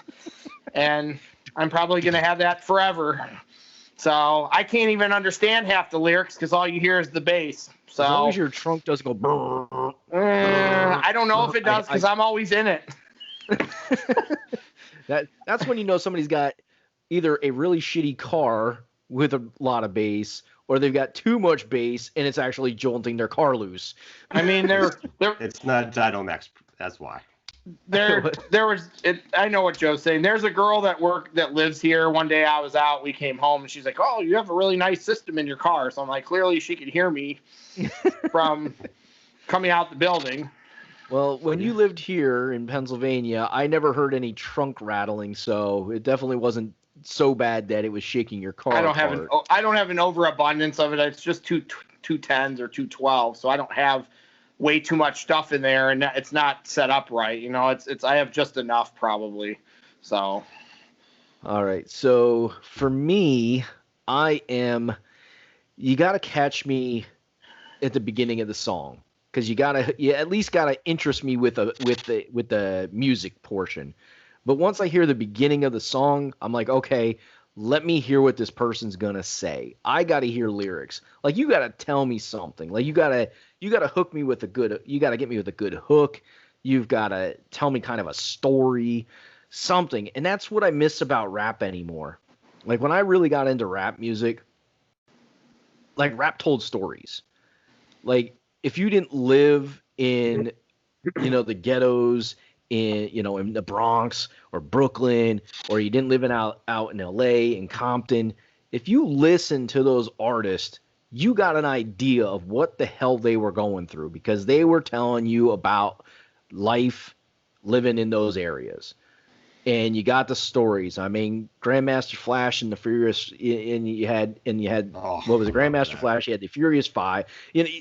They told you stories about what the hell was going on. And rock music kind of does that too. A different kind of story, but music in my opinion really, and that's why I like lyrics so much, because I want to hear a story. I want you to tell me something good. I want you to tell me something horrible. If I'm having a bad day, I want to hear something, the world's fucking ending and da da da da da. Like, music really can alter your mood. If you think about it that way. And that's where lyrics really come into play, because the lyrics should play off the music end of the song. Like, if I got an upbeat song, your lyrics should be upbeat. They should make you want to feel good about yourself. They should make you want to dance. If you're having a bad day, the mood of the music should be down, and you should be able to find that low key song and hear lyrics that kind of make you feel sad, even because of whatever you're going through. And R&B still has that to a point. I feel R&B is kind of more sexualized now, even more than what it has been in years past. They really push the boundaries of what they try and get away with different wording to mean different things and stuff like that. We got Cake on the Beach, so yeah. Yes. So, there's,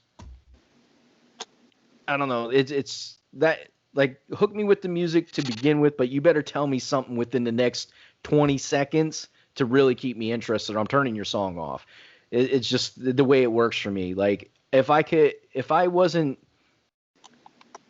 the lyrics weren't interesting, even if the beat was really good, like, because there's some good Wu-Tang songs. I love Wu-Tang, but there's some Wu-Tang songs that I can't get into what they're saying, so I can't stay on. I pass the song, or I don't put it on my list of plays, on my playlist. And it's unfortunate, because it's a really good beat, but that song isn't saying anything to me that I can either relate to or I can get into to keep my interest. And it happens in all kinds of different genres that I listen to, because I listen to so much different stuff over my lifetime. The only genre of music that I don't listen to is like classical music. I could never listen to that crap. Like, I'm like, this is like, there's one time for this, and that's if you're going to the opera or some kind of shit like that. I'm not listening to Beethoven. I'm not listening to Bach or any kind of stuff like that, unless you want to put me to sleep. Because if you want to put me to sleep, that's the perfect music to do it, because I will fall asleep. Fuck that shit. I agree with you, Jeremy. Fuck that shit. But and no offense to you, Darth Pat, if you enjoy that music. I'm sorry. You use the word crap and shit to describe classical music. No apology will be accepted. Move on. Oh wow. Fart on you. All right, there we go. All right, Theo, up to you. Lyrics or beats? Oh shit. I am beats first, lyrics second. I will listen to the beat. If your beat's good, I will listen to the lyric, and if your lyric catches me, then you got me. If not, then your beat really doesn't mean too much to me. Unless I find the instrumental of your beat and I can play that in my car. Back in the day, I would do that, but no, it's beats first, but then the lyrics. Like I'm very big into the lyrics as well, but it has to be both. It can't be just lyrics and the beat shit, because then I'm not really gonna listen to it unless you're doing some like MTV Unplugged crap on a guitar and you want to tell me, sing me your lyrics. Then maybe I'll do it, And I don't want to hear about you singing about your rims. I don't want you to hear you rapping about a water bottle or talking about a fucking red Solo cup. That means absolutely shit to me in regards to music. Like, what the fuck is that? I can't.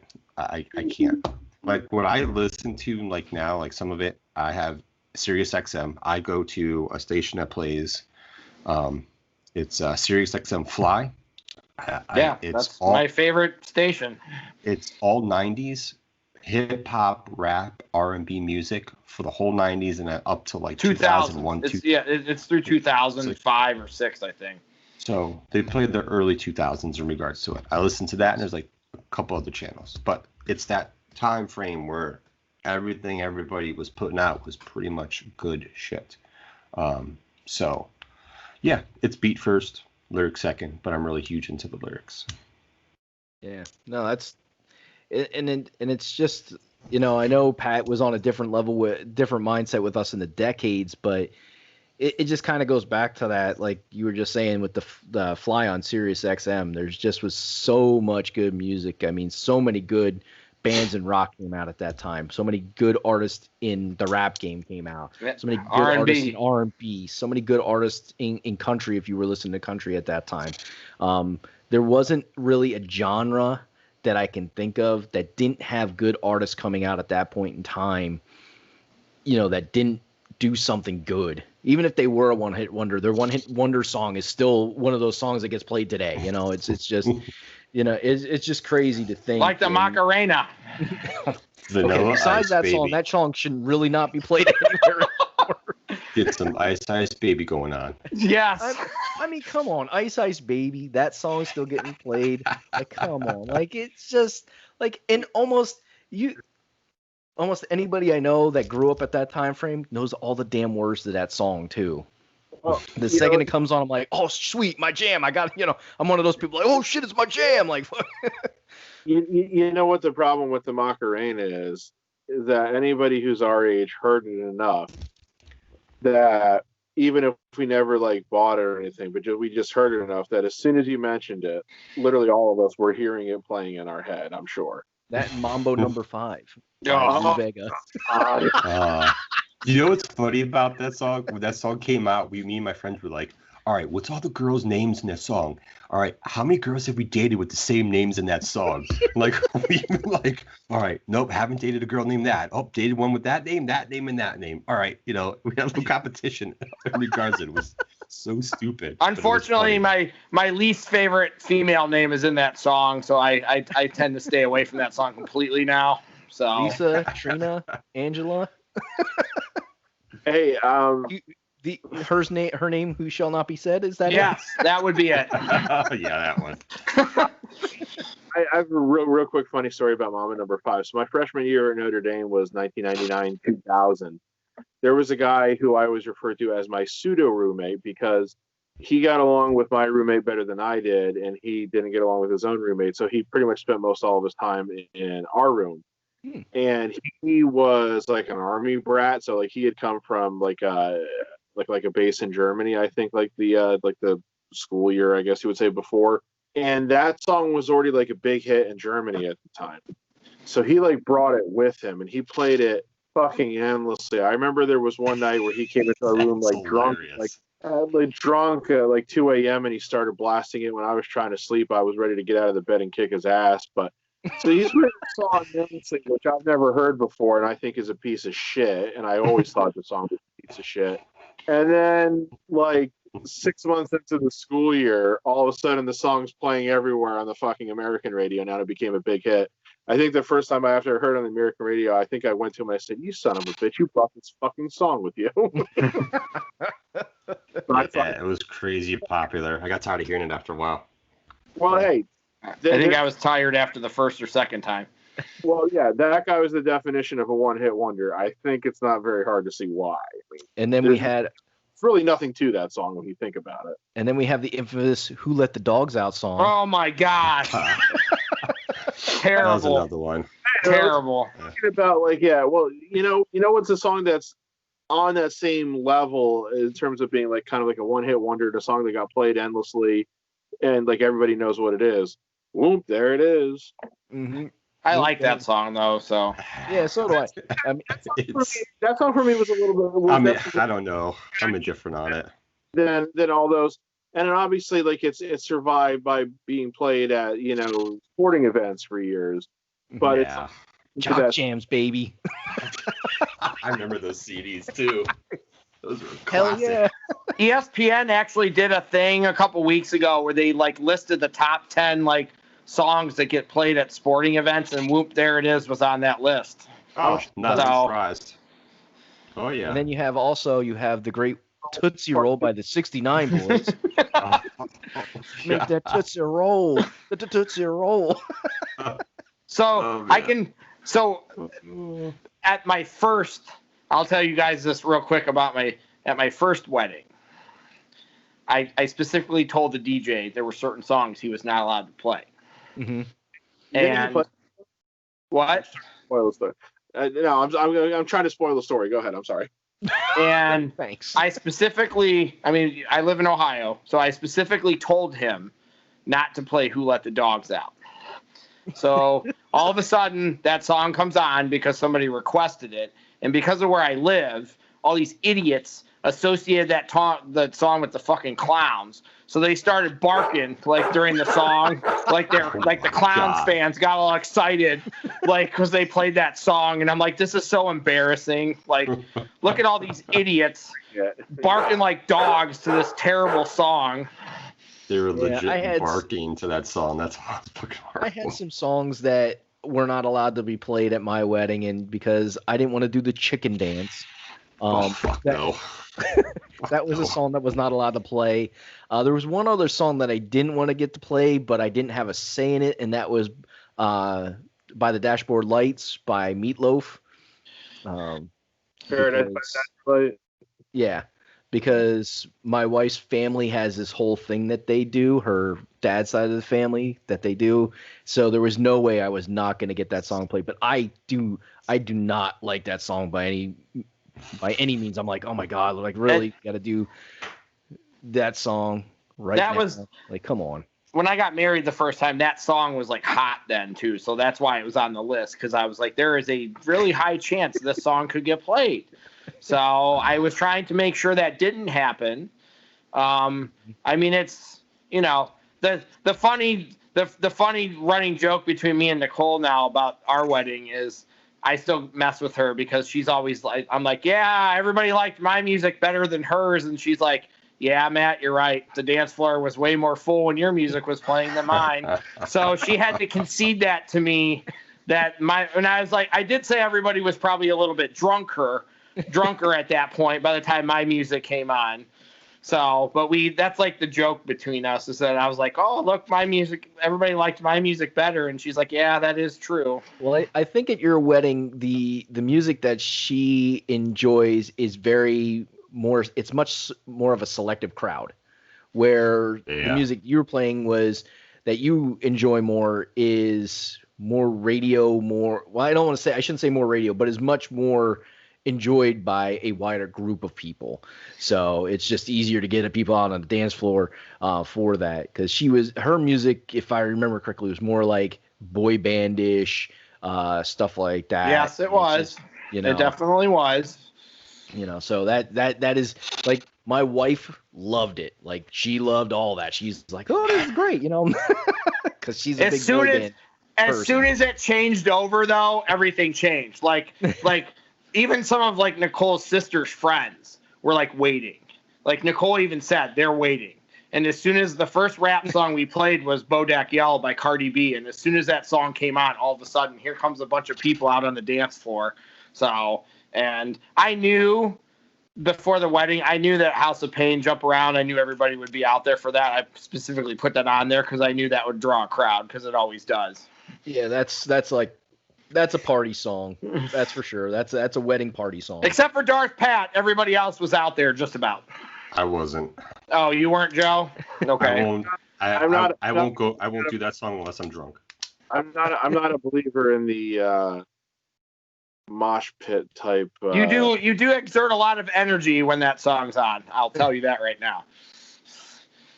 But whether Jeremy, it's on purpose or by accident. Yeah, true.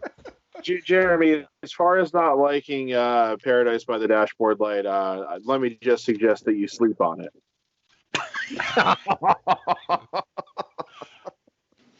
That's terrible. That's terrible. I am the master of bad jokes. Oh. So let's segue into something here, because I think someone else has a stumper for us this week. Our stumper question of the week by Darth. Go. Okay. So we all know that there's a Rock and Roll Hall of Fame, which the Sex Pistols once famously referred to as a piss stain, even though they were inducted. And didn't show up. No, they did not show up. They're not the only ones. There have been plenty of people who haven't shown up for their induction. Axl Rose. Paul McCartney, yeah, Axl Rose wasn't there for when Guns N' Roses went in. Paul McCartney didn't show up for when the Beatles went in. Most of Radiohead didn't show up for when they went in. I think only like 2 or 3 of them did. But my question revolves around people who have been inducted multiple times. Oh. There have been a total of, I just lost my count here, it's either 22 or 23 artists who have been inducted more than once into the Rock and Roll Hall of Fame. That includes all 4 members of the Beatles, if you get technical, but I'm not going to give the whole explanation. It's irrelevant. Right. It also includes all the members of Crosby, Stills, Nash & Young. It includes Michael Jackson, Rod Stewart, and Stevie Nicks, who's the only female to be inducted twice. But there is one person who has been inducted into the Rock and Roll Hall of Fame 3 times. I know this. Can you name that person? I don't. 3 times. 3 separate times. So that it almost means that they would have had to go in as like a solo act, a group act, and almost like a producer or some shit like that.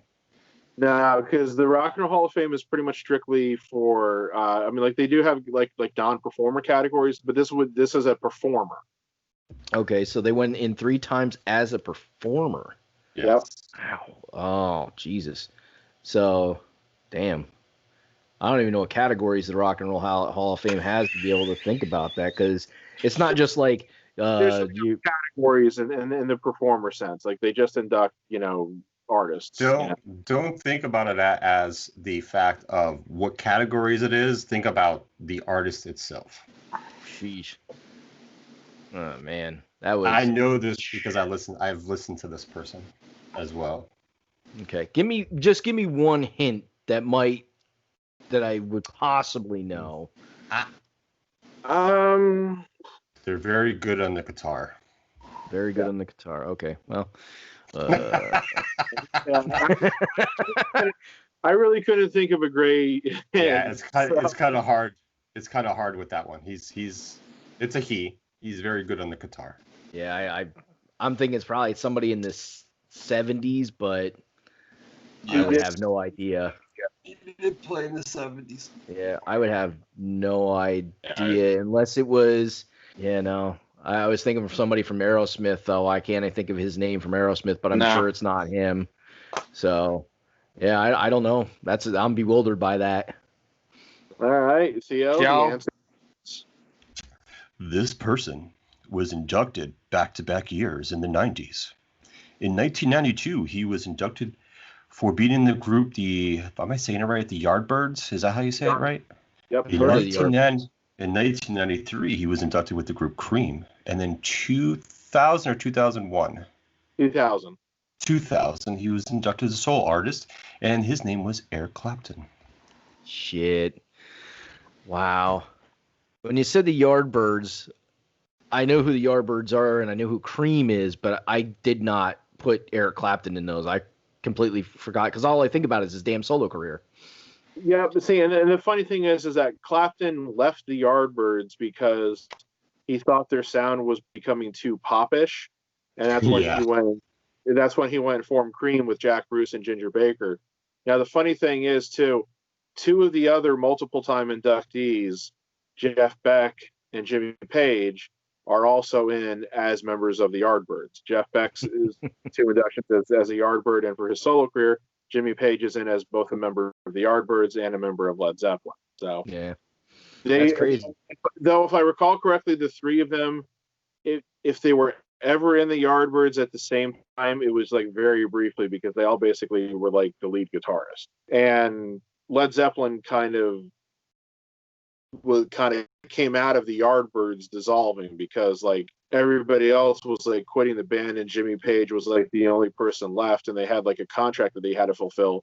So he went and like recruited new members, and then they just created a whole new band, which became Led Zeppelin. So it's an interesting story in the annals of rock and roll, if you will.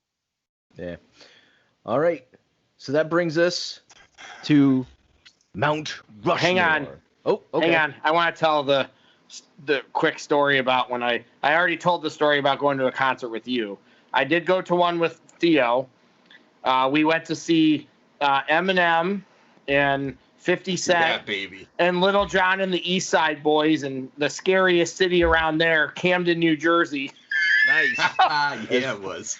we parked in this just fucking rundown building parking lot. Like it was. I'm glad Joe was with me that night, because it was it was scary that night. It was a little bit scary that night. What year was that now? 05-ish, probably again. We're talking East Side Boys. That's pretty old. 04, 05, 06. It was. I had already seen Eminem and 50 together. That was the first time I got to see Little John.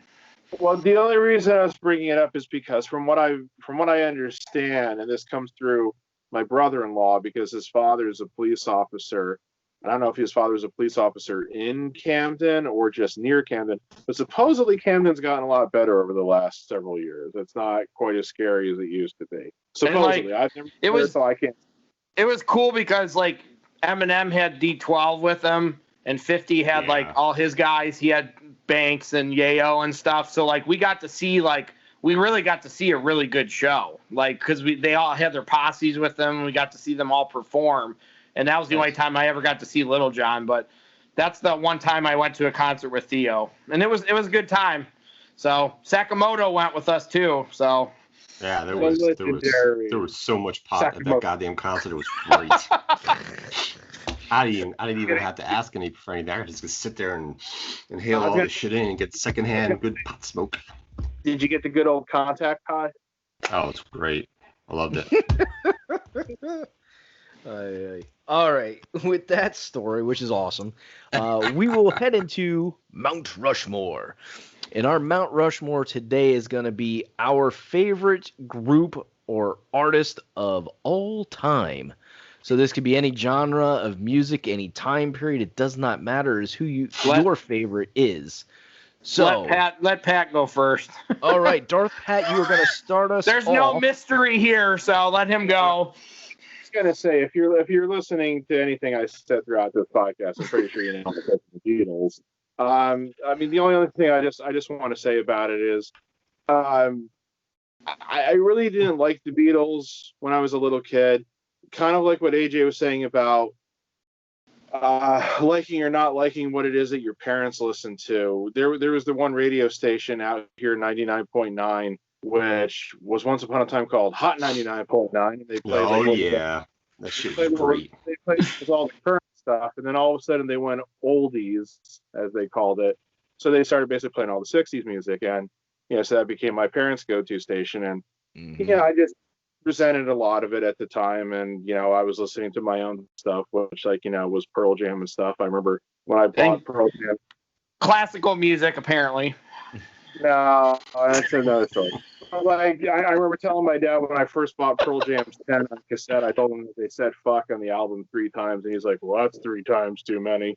That is a really good album, Pet. I do like that album also. It's still my favorite Pearl Jam album, even though I do like a lot of their stuff. I still feel like that's like their best. But anyway, the transformative moment for me really became when like the Beatles anthology documentary aired on ABC television. I think it was 96 or 97. I don't remember which year exactly. And I didn't go to sit down and watch it because I wanted to learn anything. I still didn't care about the Beatles. But my dad was watching it. And I walked in right at the part where they're showing like the video, I guess you could more or less call it, for Hey Jude. And just something just all of a sudden like switched on, where it was like wow, this is incredible. This is just like, why am I not listening to this? And so I started getting into their stuff from there, and just kind of took off. And then I started getting into the other like classic rock groups like the Rolling Stones and the Who, and just kind of branched out. And then I became a bit of a musical snob, where it was like, if it wasn't like classic rock stuff, I didn't want to listen to it at all. So it was kind of a weird thing. But again, it was just, I've seen like other like famous people make comments like, oh, I didn't like the Beatles at first because they were just this pop group. But then when it got to like the later Beatles era, whether it was Sgt. Pepper or Hey Jude or Abbey Road or the White Album or whatever, like that's when they felt like they kind of started liking them and whatever. My dad told me he felt the same way. He never liked the Beatles until he heard the White Album. So I don't know. It just triggered some moment, and it's just, when you read so much about them, and like you watch their movies and everything, because Elvis made movies, but a lot of the movies Elvis made were bad. The Beatles movies, except for Magical Mystery Tour, which was just some kind of like acid trip train wreck. But like the first two Beatles movies, A Hard Day's Night and Help, and then Yellow Submarine, are really classic. So I don't know. It's really hard to put into words sometimes, but it's just, I felt like, they're just what I was drawn to, and they like really still always have been, and probably will always be that way from here on out. I certainly like a lot more stuff than I did then, but it's still always going to be the Beatles at the top. And I would say if I had to pick a number 2, it's also the Rolling Stones, just because they've endured for so long as well. Yeah, nice. The Beatles. It's a great pick. All right, on to it's a cliche. Oh well. On to AJ Nitro. I'm gonna take Jay-Z. So I think he's the best rapper of all time. So he's my number 1. I think the Blueprint 1 is one of the best rap albums of all time. Hard Knock Life is my favorite Jay-Z song of all time. I love that song still to this day. Big Pimpin'. I like that song also. That would probably be number 2. Anybody, but go ahead. that would be number 2. So, but Hard Knock Life was the song that like got me into Jay-Z, and I'm just like, anybody that can take a beat from Annie and turn it into this. He also has another song where he took a beat from like Oliver Twist and turned that into something entertaining. So like he liked to dabble in that stuff back in the early 2000s. So I've seen Jay-Z in concert 4 times. Wow. So it was 97, like I think 2003, 2000 when I went with Theo, and then I just saw him again like 5 or 6 years ago. So I've seen him I think I saw him in 3 different decades even in concert. So it's not like it was bam, bam, bam. It's like 3 different decades even I've seen him. So he's been my favorite rapper for a really long time. So nice. I'm going to go with Jay-Z for that one. Cool. I would also say it probably does take a special kind of talent to, like you said, take a beat from Annie, make a huge hit record out of it, and have it become such a huge hit record that it gets parodied in pop culture to such a fairly Austin Powers. Yes, in the third Austin Powers movie. So That does to me. It's like it's kind of silly, but I think that does also kind of speak that hey, there's obviously a lot going on there, a lot of talent, a lot of he has familiarity. he has a lot of songs like Theo alluded to earlier with guys where you listen to his album and it's not a hit. He has a lot of songs that I like that weren't hits, and I could list them. That there's a ton of songs he has that I really like that never got radio play. There's a couple of his albums where at the end there's a song and then there's 2 or 3 extra songs, but you have to listen to the end on the CD to get to those songs. Mm-hmm. Like he did that on a couple of his albums. I'm sure other people did it, but I remember when he did it. So he's had a couple of really good songs like at the end of albums that were like secret songs per se. Mm-hmm. Yeah, he's one of those guys where like every single album I listen to, I can say like I liked 95% of every single song on that album. He puts on a really good show, and the last time I went to see him, it was really cool because a lot of rap concerts I've been to, it's multiple acts. Like it's 5 different acts together, or like when me and Jeremy saw Wu-Tang, it was all of Wu-Tang performing. When I went to see Jay-Z the last time, it was just Jay-Z and Timberland. So when Jay-Z was taking his breaks, Timberland was just out scratching and dropping beats from all his greatest songs. So it was a really cool like in-between thing to get to hear Timberland scratching and playing his beats and stuff. And anybody that listens to rap knows how many great beats that guy's created. Yeah. So for a lot of people. Pretty much every Missy Elliott song. Yes. So that was a really neat twist on that I wasn't necessarily expecting that night, was that part of it too. Nice. All right. So I'm going to go next. And this one, like I said to you guys before we started the podcast, you probably will never even think of this. You guys will know who it is, but probably would have never thought it's my favorite group of all time, and that's Live. Live is is my favorite group of all time. Now they're not, when it comes to being like big time names, they really peaked with Throwing Copper. That was their biggest album of all time. Secret Samadhi was a good album, but they kind of went downhill from there. They had some radio play off of most of their albums, but it was like 1 song here or 2 songs maybe max.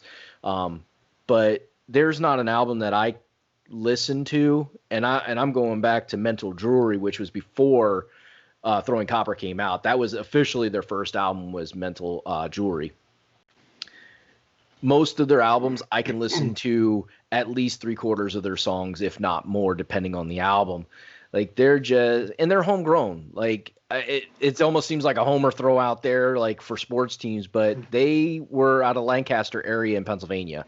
And one of my other favorite bands came from Pennsylvania too. They're from the Scranton-Wilkes-Barre area. But Live is just one of those bands. I've seen them multiple times. I was really pissed off when they broke up because the lead singer Ed wanted to receive more money from their concerts and royalties and stuff like that because he was the singer, and they said no, we're a group and we've always been a group and we all get a fair share. So he kind of took a hiatus, tried to do his own thing, and then realized, you know what, as good as I am, I'm much better with the rest of the guys and being part of Live. So it was really cool to see them just last year when they came back on the 25th anniversary of Throwing Copper being out. And they re-released that album with the songs that didn't make the first cut. So they had 3 extra songs on there that were not part of that, which is really cool too. So it's just, it's funny. I go to a concert like that and I see some younger people, but I see a whole bunch of people my freaking age and older that are just rocking out to this band that's been around since the 90s, and just, even though they were not a huge mainstream act, they're still selling out smaller venues, but they're still selling them out, and people are rocking out and just having a good time and stuff. And it's funny, that concert that I went to, the opening act was Bush, who like was another good band back in the 90s and who I really enjoyed a lot of their music too. So it was really cool. So yep, Live is my pick for Mount Rushmore this year. That's how this week. That's how it is with Jimmy Eat World too, Jeremy. They're not like a huge name band, but I go to their concerts and there's a ton of people there and they sell out the small venues. I also am not surprised. I knew I until once you said it, I remember you liking Live and stuff. So like I knew you liked them. So you didn't really surprise me on that one. Of course I didn't. It's hard to surprise you. No. I remember you liking them though when I lived there and I remember talking about them with you and stuff. So I think it would have surprised you if I would have said Breaking Benjamin, because that's the other group from Pennsylvania that I was a big fan I don't even know who that is. So yeah, they're more of on the heavy metal side of the rock genres. Yeah, so that leaves you, Theo, for your Mount Rushmore pick. Can I just real quick? Sure. Live also led to one of the funniest Beavis and Butthead segments of all time. Okay.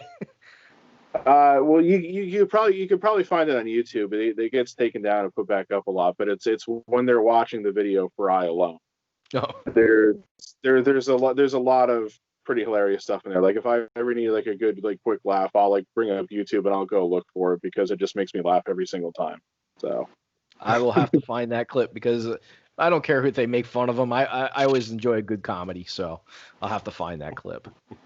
Yeah, they make reference to some incident that apparently happened with Beavis at a bus station, and then they start talking about like, who's this jackass jumping around? It's like, I think it's the drummer.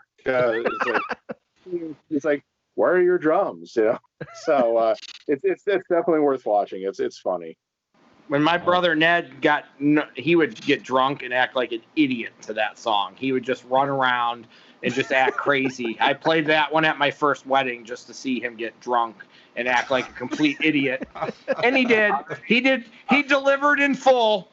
I remember seeing that. Taking advantage of the family members. Pretty sure you showed us that video at least once, and we saw that. So. Nice. Oh yeah, that's that video. I used to. That was like a cult classic, that VHS tape for my first wedding, but then I retired it and I don't show it to anybody ever again. So. Yeah, I wonder why. Yeah, I wonder why. I have no clue. I wonder who. No, I'm sorry, wrong song. Did he fuck up again, Pat? That was on. That time it was on purpose. Okay. I'm pretty sure whatever he was doing there was intentional. All right, on to you, Theo, to finish off Mount Rushmore. Who is your favorite group or artist of all time? All right. So, I mentioned earlier that R&B was my favorite genre. My second favorite is actually rock. I liked a lot of the hair bands in the 80s, some rock bands in the 70s. You know, I liked Eric Clapton. Forgot the other guy's name. Just had it in my mind. I'm forgetting already. But nonetheless, I mentioned this group earlier in the podcast. Joe Perry is another great guitarist, and Aerosmith is my choice. I've listened to their albums when I used to live in Chicago. My dad's best friend was into rock music, and he used to play Aerosmith pretty religiously back then. And I was this is talking the early 80s. So I was, 5-ish, you may want to say around that age. But he played Aerosmith religiously in the basement. So we were over there all the time. So I got into it. And then as I was getting older, I just, kept listening to Aerosmith. I've listened to every single album they've come out with. I have the greatest hits. I have some of their live stuff as well. Joe Perry's a great guitarist as well. I love listening to him play the guitar. Steven Tyler's just different. He's that crazy flamboyant with the streamers on his microphone, just doing things that are different, which I liked. And just the attitude of the group and everything with it, the music, the songs, I just enjoyed it all, and I still do. On my Spotify, I'll hop on my Spotify sometimes and all right, me go to my like sections, my albums, and start just randomly playing Aerosmith, just to change it up. But, I always go back to that. So yeah, Aerosmith's my pick. A group I've always loved listening to.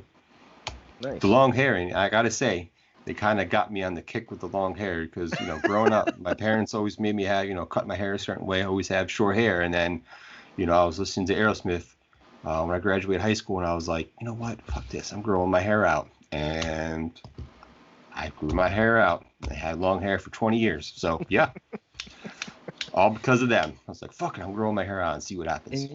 And you know what the crazy thing about Aerosmith is? They did not have a number one hit until the movie Armageddon came out and their song from Armageddon. That's crazy. With all the good music that they had, they didn't have a number one hit until I can't even think of the name of the song right now. But it was the song from Armageddon. It's crazy. Like, I was like, really? When I heard that, I was like, that's nuts because they're so good. That's not entirely uncommon though, because like the Who, for example, not only did they never have a number one hit like as a single, I think they only ever even had one top 10 hit, and a large part of that is because they were more of an album band than a singles band. Right. But still, it's like as they're commonly regarded as one of like the greater rock bands of all time. It is pretty, shocking to think that it's like, oh, they didn't have like that one big, huge hit song. It's like, yeah, most of their more familiar songs for the most part were album tracks in lots of ways. But yeah. So just to wrap up our Mount Rushmore of great favorite band or artist of all time, we have the Beatles, Jay-Z, Live, and Aerosmith. A really diverse Mount Rushmore this week. So pretty awesome. I love all the picks. I actually enjoy all those people and bands. So, it's pretty awesome. So that does bring us to the end of our show. And we want to once again just thank everybody for watching or tuning in. However you're catching this, we do appreciate it. We hope you got a lot of good information. We hope you were entertained through this entire episode. I certainly got quite a few laughs out of it. I think we had quite a few laughs overall. So tune in next week when we talk about wrestling GOAT. Who is the wrestling GOAT? Which ought to be interesting because there's a lot of good wrestlers to choose from that could possibly fall into that category of the wrestling GOAT. So definitely tune in next week when we talk about that. We want to thank everybody once again for tuning in. We're going to say peace, and we'll talk to you next week.